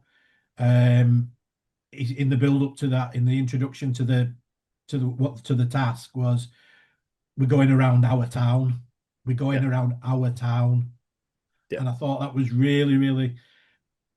I feel it's really significant in the way he's trying to build, bridge this, this gap that's appeared for a while between, yeah. the club and the the community and the town itself, and his quote at our event was something on the lines of, "I was born in Sydney, raised in Australia, but Cass is my town now," and that's that. I've got goosebumps now just thinking, just describing it, and but I just think it's really, really important. Yeah. No, absolutely, absolutely. I'm just excited to see what we can get from Ryan Carr this year. To be honest, obviously the rugby that we're going to see on the field, hopefully. But I think, I'm, is it weird to say I'm excited to see how he's going to present himself in the media? Bit of a nerdy thing to be excited about, isn't it? But I think he'll be great in press conferences and the such, and with the media. I think we've already seen him at his introduction, stuff like that. I think he's gonna represent us in a fantastic way. I think he's already doing that, and I think he's going to do that fantastically well over the course of the next 3 years, hopefully. Steve, final point on social media before we get on to a little bit on heritage. Yeah, magic wand. If there's any bit of content or anything in particular you'd want to see from social media or website or just marketing generally, I guess, what would you go for? Mic'd up in game.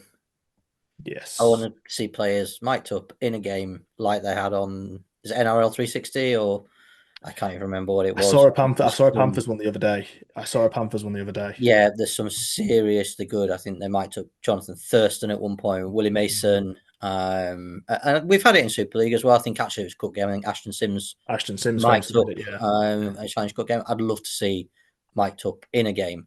But with Blue Sky Thinking, I want a YouTube channel that's really popular and is accessible for long form. But I think the simple thing now, we've clearly got the ability to mic players up, is let's mic up in a game. Yeah, there'll be some stuff that needs editing, Sure. beeping out, etc. But I think that'd be a hugely popular insight into what actually happens on the field that we don't have at the moment. So I'd love to see mic'd up in game. 100%, 100%. And as you say, yes, there'd have to be stuff edited about. Obviously, I work not in rugby league, but I work in a very similar industry where we pitch this kind of stuff all the time, and clubs are very reluctant to do this for that reason. But I think it's just about getting it across to people on the field that there's 80 minutes to go out here. We only need three.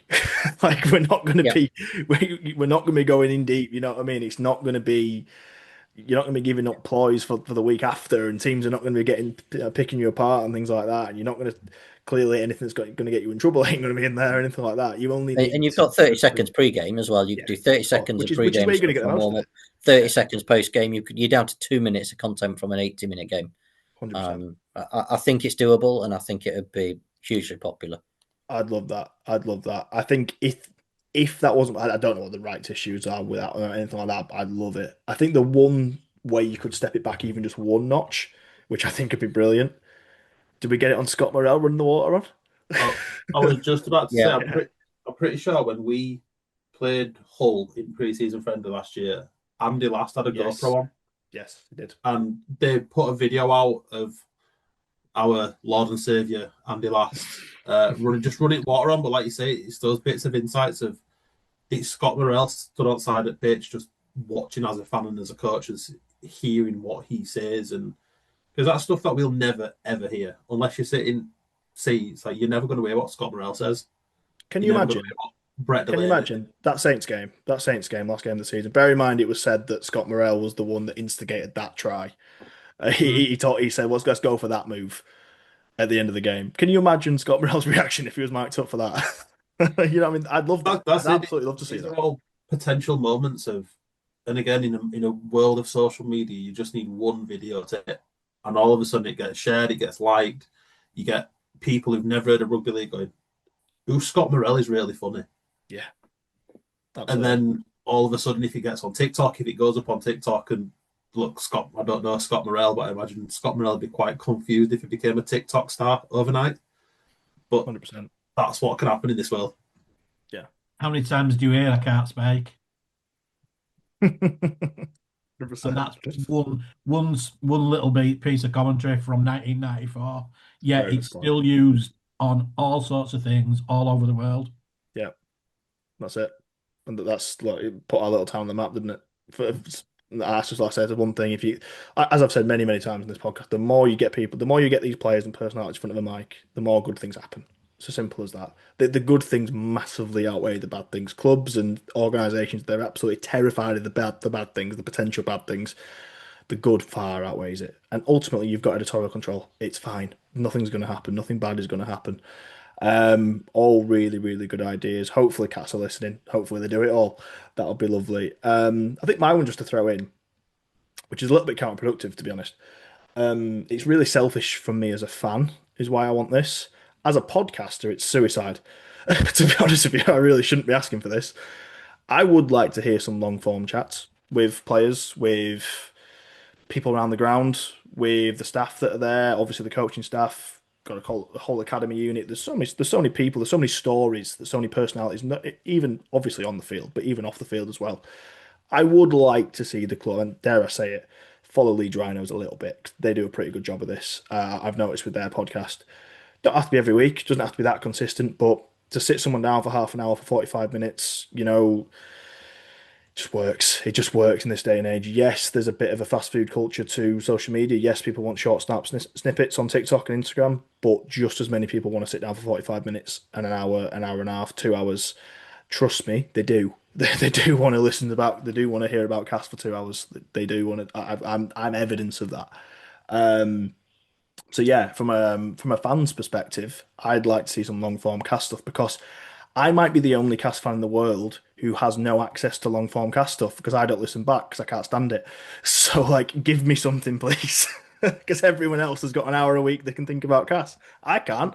I just produce it for you.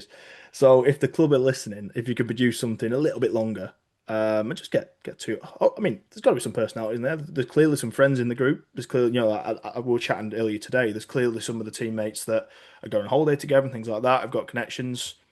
We had Ollie and Jai and stuff back in the day. There's a few little double acts there. Paul McShane, Adam Milner had a real connection back in the day. I guarantee there's a couple of duos in there that could really bounce off each other and have some good fun. It doesn't have to be the most. It can be anything, frankly. It can be pretty much be anything. Just listening to them having a chat about things they enjoy talking about is engaging, and people will listen to it. So you can have that fun out. Long form if stuff. Cass are listening, and you can steal this idea because I've just thought of it, so I've not got copyright on it. All these ideas are free reign, but please do them, guys. Please. Bring players in with Stuart Vors, and you can call it the Coffee Club Catch Up, and you just sit and you let them talk for half an hour, 45 minutes, an hour, whatever it is, every week. Stick it on YouTube every Thursday or Friday, depending on when game is, or a Saturday or a Sunday. Put it on a Sunday night, 6 o'clock Sunday night, Coffee Club Catch Up, and it is just Stuart Vors talking to Tom Weaver and Dejan Arce, like, what did you get up to in Italy? Like, talking to Joe Simpson and Zach Seany, what did you get up to in France? Like, Alex Mellor on social media, just become a dad. Talk to him about that. Talk to him about rugby. Talk to him about life. And you just literally just sit in the ground, have a coffee, and then that's it. Great idea. It seems. I'm saying this as someone who doesn't have to film it, edit it, record it, put it out on YouTube. It seems simple. As we've said, you've got no time because you're selling tweets and you're singing, so you can't be doing that as well. I'm now a social media celebrity for Castleford as well. I'm going to have to quit my job at this rate. I've not got time. No, brilliant idea. Brilliant idea. Yeah, anything like that. Like I said, I've said it a million times in the podcast. Give us content, we'll lap it up. Give us content, Cast fans will absolutely lap it up. That is an absolute guarantee. Okay, so the next section I want to touch on is heritage. Obviously, massive year for the club, obviously. And we do have a new website launching by looks of things. That was announced by the club today. I did spot it on the website a couple of days ago, actually. It was just kind of lurking there on a page. But it appears it's going to launch, I think it's New Year's Day, isn't it? So actually, as this episode goes live, it should be there. So actually, when you're watching, listening to this, you might have more information than I do. But yeah, cool, isn't it? It's great to have a resource. I think a Heritage Cast Tigers resource of any kind is good. As someone who obviously does a lot around this in terms of the content I produce, and can be tricky sometimes finding things. I think even like data and records, stuff like that. There's obviously I did the quiz last week, for example. I think that was all right, but I am basing it a little bit on some sources that are okay, probably not great at times, and there's not too much about, particularly before kind of 1980. So I think to kind of get a full picture of the club will be really important. I think. Yeah, Graham, your thoughts on the Cast Tigers Heritage website that's going live? Looking forward to seeing it. Being a bit older than you, my memory stretches a bit further than everybody else on here tonight. But I still think back to my childhood and some of the players that I saw, some of the players who I miss seeing. I'm here with a shirt on that's got my great uncle's name on. My great uncle played at Wembley in 1935. Obviously, I'm not that old that I ever saw him play, but it's important. And if somebody who's new to the to supporting the club just finds some tenuous link that to their family that they didn't know about from stories from stories that get told over the next year, then that's got to be great, hasn't it? Obviously, I know from the numbers of people that have come through to this supporters club heritage events and stood and talked about and reminisced about individual players, a photograph that stirred a memory and things like that. It's we're a proud club with a proud heritage, and we should celebrate it. Yeah, 100%. And I'm really looking forward to seeing the kind of imagery that'll be on there. Obviously, the stories that are going to be on there. I think that the first image they kind of dropped as a bit of a teaser almost before it goes live. I think there's a picture of Weldon Road that I think is pretty much taken from the corner of the Weldon Road and the Princess Street, looking out from like the 50s. I think it is obviously a black and white photo, and I was like, wow, that looks familiar. That doesn't look like it's changed all that much. No big screen, but I'll be honest, it looked pretty similar. But no, I am, jokes aside, genuinely very excited to kind of dive into that kind of stuff. Nathan, obviously, the heritage is so important, isn't it? I think the history of the club is so important, and as I said, to have that kind of resource there, that's going to be it's going to be really important, isn't it? Yeah, I think the club's been pushing history and heritage, and it is the 100th year. So it's good that they are, like we spoke earlier about following through on plans. They are following through, they're showing that they are taking this year seriously. And like I said, it'll be good just for, like I said, I've got memories of going down to cast games through 90s, and there's certain things that I remember from when I was a kid and being able to look back and remember that. I remember my dad nearly pushing me off wall at Headingley when Dale Fritz scored. I think I nearly ended up on the pitch with him. He ran to me that quick.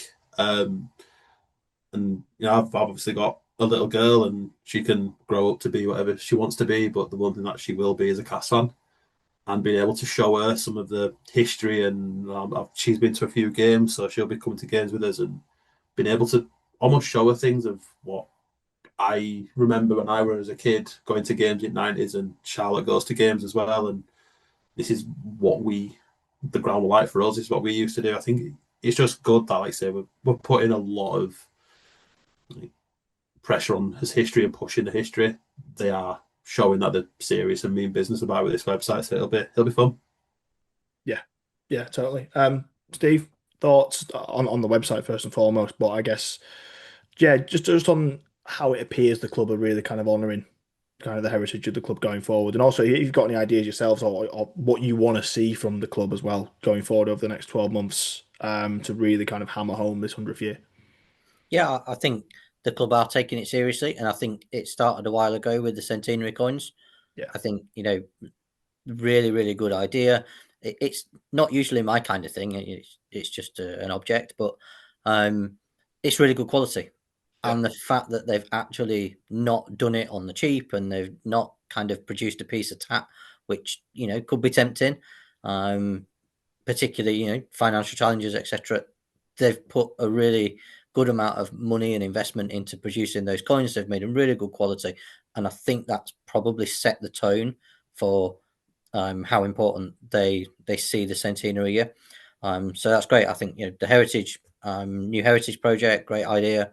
You hit 100 years, and all of a sudden, quite a lot of the club's history is beyond living memory, isn't it? There's not that many people still alive who will remember the early decades anymore. So as the club hits that 100 years and goes into future decades, it becomes kind of more important to preserve that history, because there's no one around to tell those tales anymore. So yeah, I think it's a perfect time to be kind of setting up a new heritage page to make sure that stuff that maybe disappears from living memory actually still exists, and accounts of what happened, and match reports or newspaper clippings that people have kept in lofts or whatever, that's actually digitized and kept. So yeah, and a good time to start thinking around making sure we preserve that history.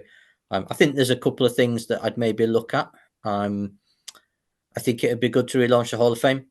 I don't really think the last time we did that it was done particularly well. It was very low key, and then there was a website that had a list of who was in the Hall of Fame, but I don't think that's accessible anymore. So I don't think there's actually a record, or you can't find out which players are in the Hall of Fame. So I think relaunching a centenary Hall of Fame would be a good one. You take all the players who were in it previously, and then there's a few more I'm sure we could add since those last players. Whether you looked at kind of recently retired, the likes of Michael Shenton, Grant Millington, but there's a couple I think I remember finding a list, and Lee Crooks is an obvious omission, so you could go back and kind of maybe induct a few others. So I think setting up a centenary Hall of Fame, and then actually getting something in place where there's a system of, well, we'll induct new players every 5 years, for example. So I do know someone who works on a one of the Premiership Rugby Union Hall of Fame kind of panels, and they've got some quite strict criteria that they have to apply to who can be inducted into the Hall of Fame, how many appearances, and all sorts of different criteria to be inducted. But I think setting it up in the centenary year, and then actually having we'll induct every 5 years or every 3 years or every 10 or whatever it is you choose, so that then that can continue into the future.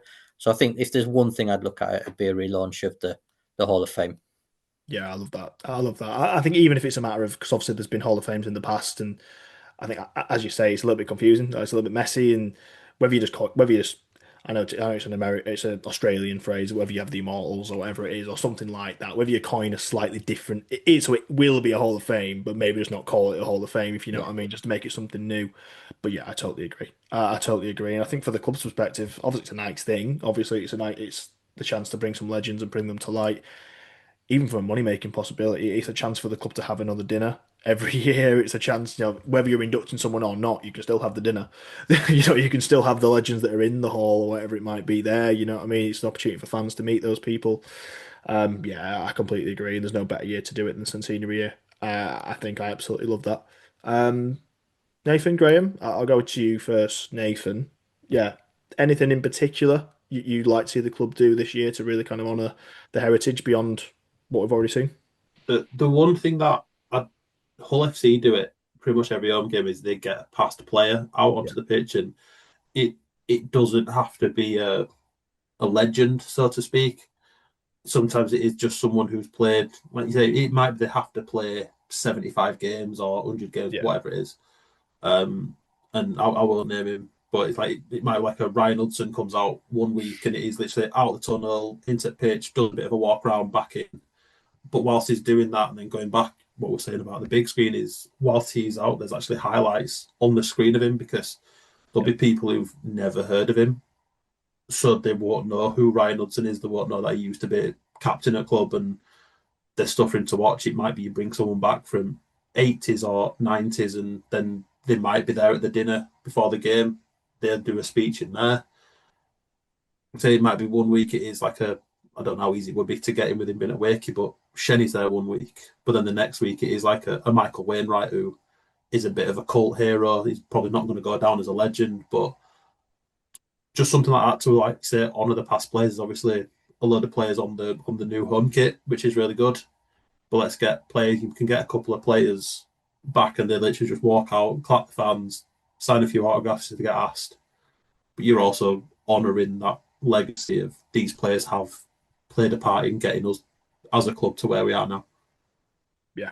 I love that. I love getting ex-players involved. And like I said, I do like the idea of it not necessarily being an out-and-out 300, 400 game legend every time as well. I mean, yeah, that's great. Don't be wrong. We want to see those players out there and them getting the flowers. Of course we do. But yeah, it's not just those players we appreciate as fans, is it?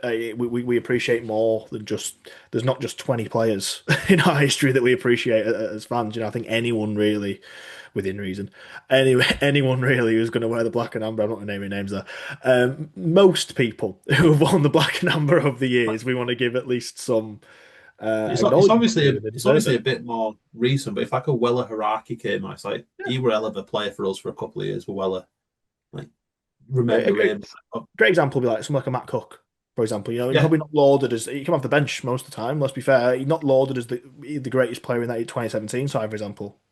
Awesome player, loved him, like absolutely loved John Cookie. Wells, homegrown, played a lot of games on wing. Again, is he going Tons. to go down in the top five greatest ever cast wingers? Politely, no. But he's the part of the history. There's people who fondly remember. There'll be people going, I remember when he made his debut against whoever, and you make a big thing and you put up all his accomplishments, appearances, tries, debut, da da da da da. Yeah, They might get like a signed shirt, get the photo taken, bit of an interview, second yeah, half kicks off.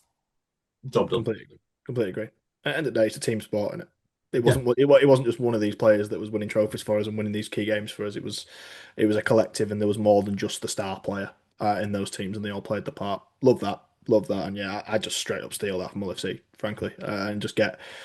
It's got 13 games a year. Get a player there. Get a player like front and center.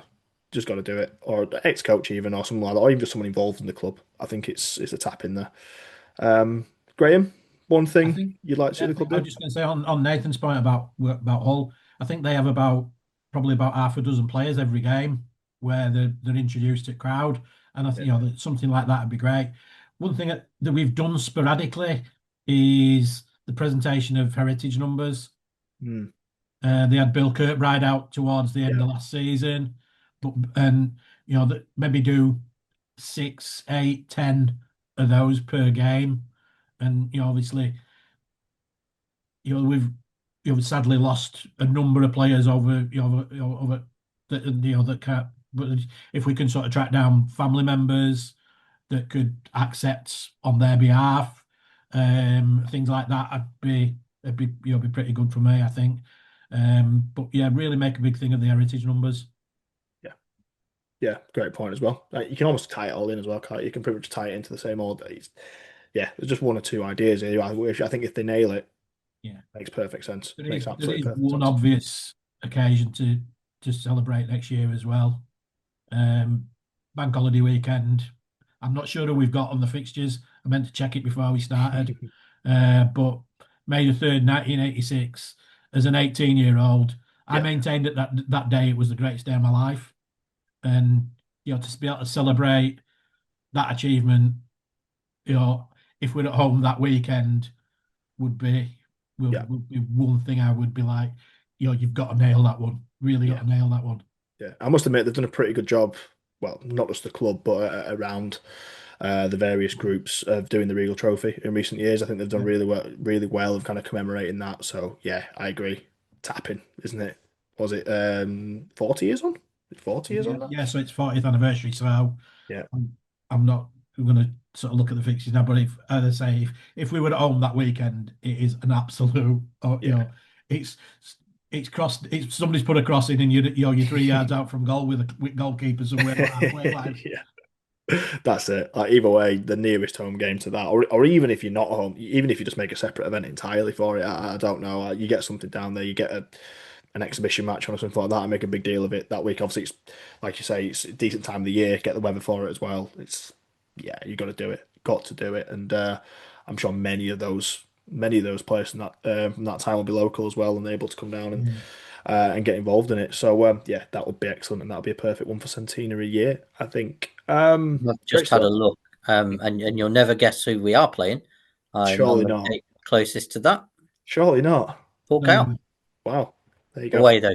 Away, unfortunately. Oh, that's a shame. Sorry. Well, we I can know. I Just feel do it a there, little rub the bit face in personal. it. We'll Just do it there. celebrate it over there. We'll do it there and rub the face in it. That'll do. But that is eerie that we play Hull KR closest to that, of course, 40 years on. Final section, the final question, really. We're just going to widen it out a little bit because I'm aware that not everyone listens to the COYFCast is a Cats fan. They are just general rugby league fans. I checked my demographics the other week. It's surprising. It's surprising whereabouts in the country people listen to this. A lot of Wigan-based listeners, would you believe? Would you believe it? Little old Cass, eh? Super League, generally, just to finish off, again, away from simply saying a winning cast team, because it's very, very easy to say that, and I want to say that, but British Rugby League, Super League, generally, again, magic wand, we're going to go around one thing we'd all like to see in British Rugby League or indeed Super League this season, so the 2026 season. Just one thing you want to see, or one thing you want the game to get right, or whatever it might be. Graham, I'll come to you first. What's your answer to that one? Wigan relegated. So, there's payback from 2006 now. No, I think. Yeah, all them Wigan fans that are listening. No, I think, in all honesty, it's some form of stability, and let's have 3 or 4 years where we don't mess about with the criteria. This is what we're doing. This is how we're going to do it, and this is what it's going to be going forward. And let's not say, oh no, it was a good idea, but let's do something else next year. And I think just have a plan. This is how we're working out. This is how we will select the teams for Super League. I won't be against them going back to promotion and relegation, although I guess that it would be harsh on the 3 clubs that have been, forced up very, very rapidly. But have a set criteria so people have got chance to, our clubs have got chance to, put a proper strategy together and develop their own fan base and develop things, develop themselves as a club. Do you know what? I'll do mine next. I think it's a bit of a sad state of affairs of where we are in rugby league at the moment, because I've got my notes to the side of the screen here, and I got two. I wrote 2 down in the hope that the first one might be taken. I kind of hoped the first one wouldn't be taken, but my first one is literally the word stability. It's sad that we've got to be like, of all the things I could wish for in British Rugby League at the moment, that's the first thing I wrote down. But it is, isn't it? I think that's where we're at when we're losing clubs left, right, and centre. It seems. I mean, Salford look like they're going to be okay. I think, touch wood, but in what guys, I'm not sure. Still not sure what's happening with Fev at the moment. I think North Wales are having trouble. It seems like every year one's getting picked off at the minute, and it's looking pretty precarious. But yeah, stability is my first one at the very least, and that's what I was going to say if no one else touched on it. But I completely agree, Graham. I think that'll be a year without any kind of major crisis. Essentially, would probably be quite a positive at this point. The other one, which is a little bit more lighthearted, I guess, and I think if they do it right, they can do it, is a genuinely really successful Magic weekend. I think that would be great to see this year. It seems ticket sales have been good so far. I know they went through the 20K threshold very, very quickly. I'm a little bit skeptical of that because I think it's probably the 20,000 that could have gone. I mean, you could have put it on Mars and there'd have been 20K there. So I think that's the hardcores that have not nabbed those tickets, don't be wrong. But I must admit, I think the way they marketed the Ashes, if they go in the same tact, and it looks very similar, and obviously they picked the same ground, I'm hopeful they can market it well and actually Magic Week can be a big success this year. And I think Everton will work nicely. A few little hiccups. It's not perfect. There's a few little bits and pieces they need to work out. But I am hopeful. And again, this is a Magic One kind of question. So a really successful Magic weekend, kind of again, stability. Keep it in the calendar going forward. Just stop all the umming and ahhing whether it's going to be there every year. Just set it in for 5, 10 years. Whether you're going to pick a stadium or you're going to move it about, just get it in the calendar. It is the one thing that they've generally got right over the last 20 years. It's the one thing Australia's nicked, and they're also doing it right now. And still, there's like and ahhing about it. I just really want that to be successful, and I hope and I think they can. And at minimum, we'll have a good day because that Sunday is a bit of a banger. Let's be fair, kicking off with Castle Wakefield. So that'll be mine. A really successful Magic weekend with a side of stability. Agreeing with Graham. Nathan, one thing you want to see in British Rugby League this season? Hit me with it. I think like the marketing of the game to be better. Like you say, I just think for so long, even going back to the actual adverts for Super League, I've not really seen anything for something which starts in just under 2 months. You think if that was the Premier League or the darts or name another sport, would have been seeing stuff about when the new season starts.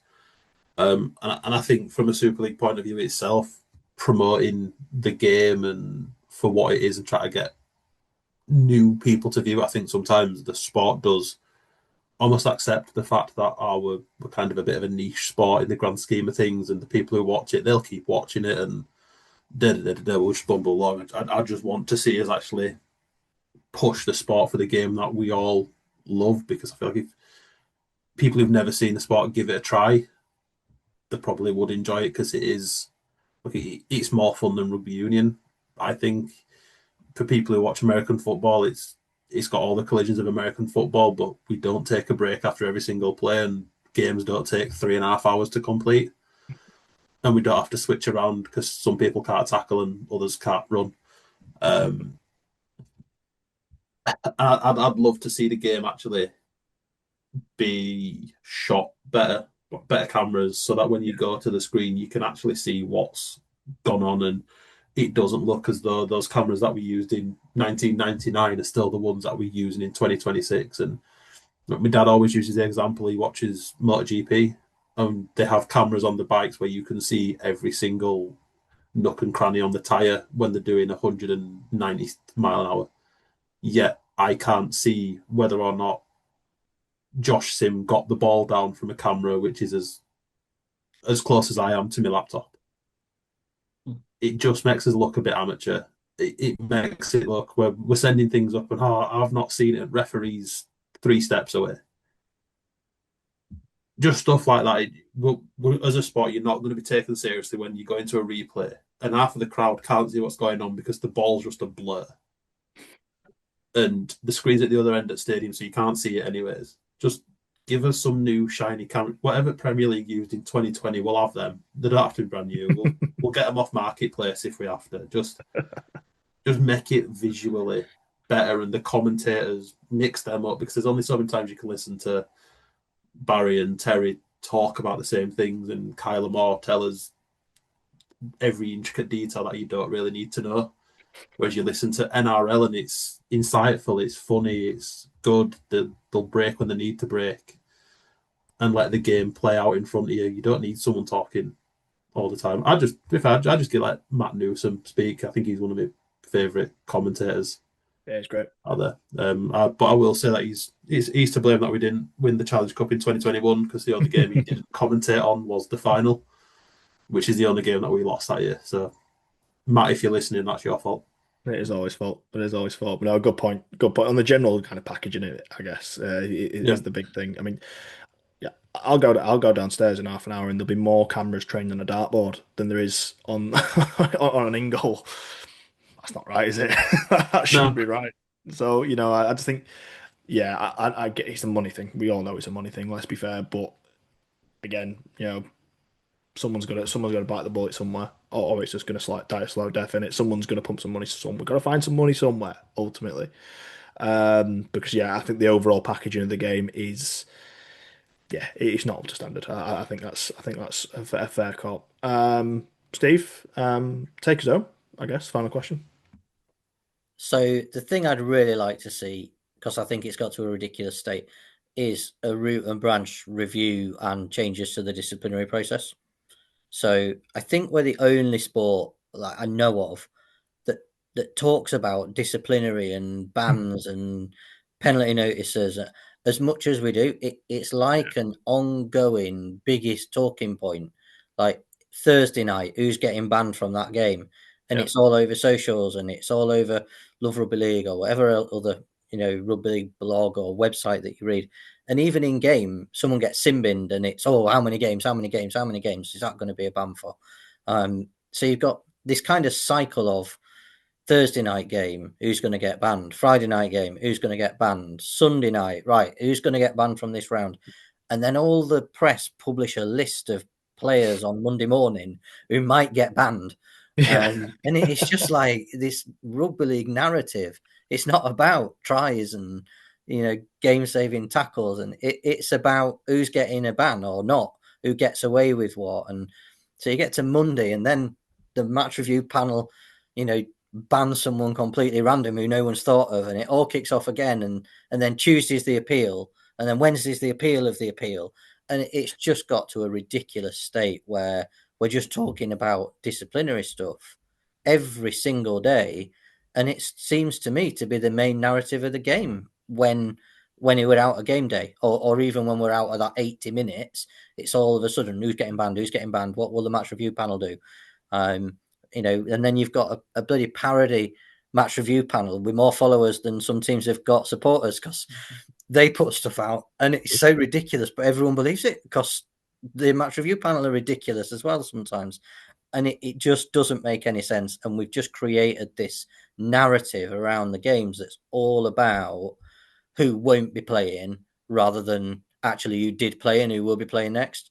It's all about who's going to be sitting out. And no other sport puts the number of players, into the no other sport makes so many players sit in the stand on a week by week basis and take them off the field for what essentially is no harm done stuff. I'm not saying that players should be able to kind of go and do whatever they want, but we've got to the point now where we've got so many players sat out missing games that it's diluting the product, it's making the product worse, and it's just bringing about this narrative of who's going to get banned rather than all the good stuff that actually does happen on the field. So yeah, root and branch review and massive changes to disciplinary procedures, please, RFL. Totally agree. As you say, it's the number one narrative. It's bizarre. It does make me laugh when that particular parody account a couple of times last year were essentially like, we couldn't have written this. There was some ones that even they couldn't come up with. But yeah, it's mind numbing, isn't it? Week on week on week on week, and we've reached a point now where the system has ended up with, if you've got a decent lawyer at the end, you'll probably be all right. Okay, our sound because Neil just walks in and just, I'm better than you, so there we go. I can't even blame Neil for that, to be honest. It's just the system that's been laid out. I agree. I don't know what the answer is. I don't know. It's not my job to kind of simplify it or whatever needs to be done. But I agree, something needs to be done. Fines only for me, apart from like the most serious cases of like where serious harm's been done and it's serious foul play, as has always been the case. You've always had players banned. Yeah. Well, I wonder if you get to the point where bans should be predominantly for cards. Would make sense. If you can see a red on the field, fair enough. I don't think anyone's really going to. That makes sense for a ban. If you see a yellow, possibly a ban there. Anything else? It's got to be really high end of the scale. Anything else? Like it's got to be eye gouging that's been missed or biting that's been missed or that high end stuff. Absolutely get out of the game. Or a borderline head-eye collision. No, if It's you're not going ridiculous. to give a card on the field, I don't think you should be sat down for it. Well, what they're essentially saying as well is how often the referees get stuff wrong. You know, by deduction, they're saying, "Oh, well, this is a 2-match ban, but the referee didn't do anything." Well, that means the referees missed a red card offence. Surely, if it's worth 2-match ban, it was worth missing the rest of that game. So, I think in a way they're kind of undermining their match officials as well. I just think it's a complete mess. It needs completely rewriting, and the process needs just start from scratch, and stop taking players out of games for minor stuff. We want to see the players on the field, and that's what we're paying to go and see. Yeah, cumulative yellow cards. If like they do in football, if you book 5 yellow cards, you're a persistent offender at something, aren't you? And then sit down for a week, might learn your lesson. Whether that's something to consider or not, I don't know. Simplifying it. I think just generally just simplifying it. It's far too complicated. The reason why it becomes such a talking point through the week is it's complex, and actually you've got to read about it because you're not sure what's going on. And I think if it was dead simple, like it is in a different sport, then it'd be less of a problem because you wouldn't even have to go and look because you'd be like, well, you'd know in the instant pretty much what's going to happen. And also fines. We're fans. We don't care about the fines. We're bothered about how our player being sat out the week after because that's going to impact our performance. With all due respect, a cast player losing $2,000 isn't going to affect me, and I'm not that bothered about it. He's still been playing next week, so it's I agree. Just massively simplification of it, and I will leave it there. Even down, isn't it, to those definitions? It's crazy. Like you've got people sat there having to decide whether something is intentional, reckless, or and you're just like, first of all, define the difference between these terms, and second of all, unless you're actually in that player's head, you've no idea whether it's intentional or not. Yeah, but it's just crazy. It's from top to bottom. It's crazy. In theory, the points thing works. It's good. Like you get sort of like a driver's license where you get so many points. If you go over them points, you get a ban. The issue is that 1 week, Brad O'Neill might take someone's first game of the season. Brad O'Neill might take Tom Weaver's head off and get 2 points. The next week, Alex Mellor takes off whoever we played Toulouse, like name a Toulouse player, takes his head off. He gets 5 points. So I think that's the thing that doesn't make sense. It's the same incident, but you get more points. Than you look at Simbakan last year. Is he got to a point where every little thing he did, because of the points he had, he was then missing off the pitch. And then there were other players where you were watching games going, Jerry did that last week, and then he doesn't get points. So it needs to be, if you hit a player late when they've released the ball, that's 1 point. And it's just blanket. Yeah. And that's how you get it out of a game. Like I say, finding players don't want to lose money. You find them. It's the amount of things which go missing, and that gets that points, but that gets that points, and that doesn't get any points. It's the same for everyone. That's where it needs to be. If you're going to do it, it needs to be the same for everyone, and everyone gets the same points. Yeah. Danish senior one last year was probably the biggest example of it, wasn't it? Yeah. It was an absolute joke of a decision, and then for him to get 18 points and 2 matches or something like that, wasn't it? It was just crackers. Yeah, it's mental. And I don't know what the answer is, but I agree. I think they need to find an answer. They need to. I don't think we're going to see that in time for 2026. To be fair, but no. Yeah, maybe 27. I think. Then again, we don't know what the playoff system will be yet, so who knows. Who knows with this sport? Well, the beauty of these round tables, we could have done an hour on disciplinary. There's so many different topics we could do. Kind of proves the point, yeah. It does. To the watchers, to the viewers, to the listeners, if you've enjoyed this and you want to see more of this type of content, I hope you do, then we will provide. If you three are willing, I've got a couple more ideas which we discussed ahead of the new season as well. We want to do a kit special, which I'm very intrigued by and very interested by, and we do need to leave it a little bit because still inexplicably we've not seen everyone's kit yet, which I find a bit bizarre. We're only 6 weeks out from the start of the season pretty much, and still some teams have not released any merchandise, which is a bit strange. But when they do, we'll get together and we'll run the rule over all of those. And of course, it'd be great to get you three together to actually go over the on-field stuff, go over the actual predictions for the year, as myself, Steve, and Nathan did. We'll bring Graham into the mix this year as well, predicting the 2026 season because we did such a good job at 2025. We'll do a great job, I'm sure, going forward. Steve avoided criticism though. So all of his Yeah. It was dodgy just me and shouts. Nathan, yeah, it was just me and Nathan going through it, wasn't it? Yeah. Look at it. It's hard, isn't it? It's even harder. There's two more teams this year. Three more teams, really. Yeah. Even harder. Even I harder. think mine would have been competing with yours as well. Mine was shocking. Mine would have been shocking. I'm still waiting for the Challenge Cup win, but I'm just going to throw it in again. I've got to keep going until we win it, I think. So I'll be here in 2042. 40 years on, you never know. You never do now. 40 years on, yeah. You never know. Right, guys. Thank you ever so much. If you've watched it and you've watched the whole of this, thank you ever so much. Hope you've enjoyed it. There'll be a subscribe button somewhere around this screen, so go and hit that so you don't miss any more COYFCast content. Give it a like. There is a hype button down there, I'm led to believe as well. Don't know what it does, but you might as well press it. So do that, please. Set some hype on this video. That's what Back 10 say anyway. So seems to work for them. Yeah, hope you've enjoyed it. Hope you stick around for the COYFcast for 2026. Happy New Year and COYF.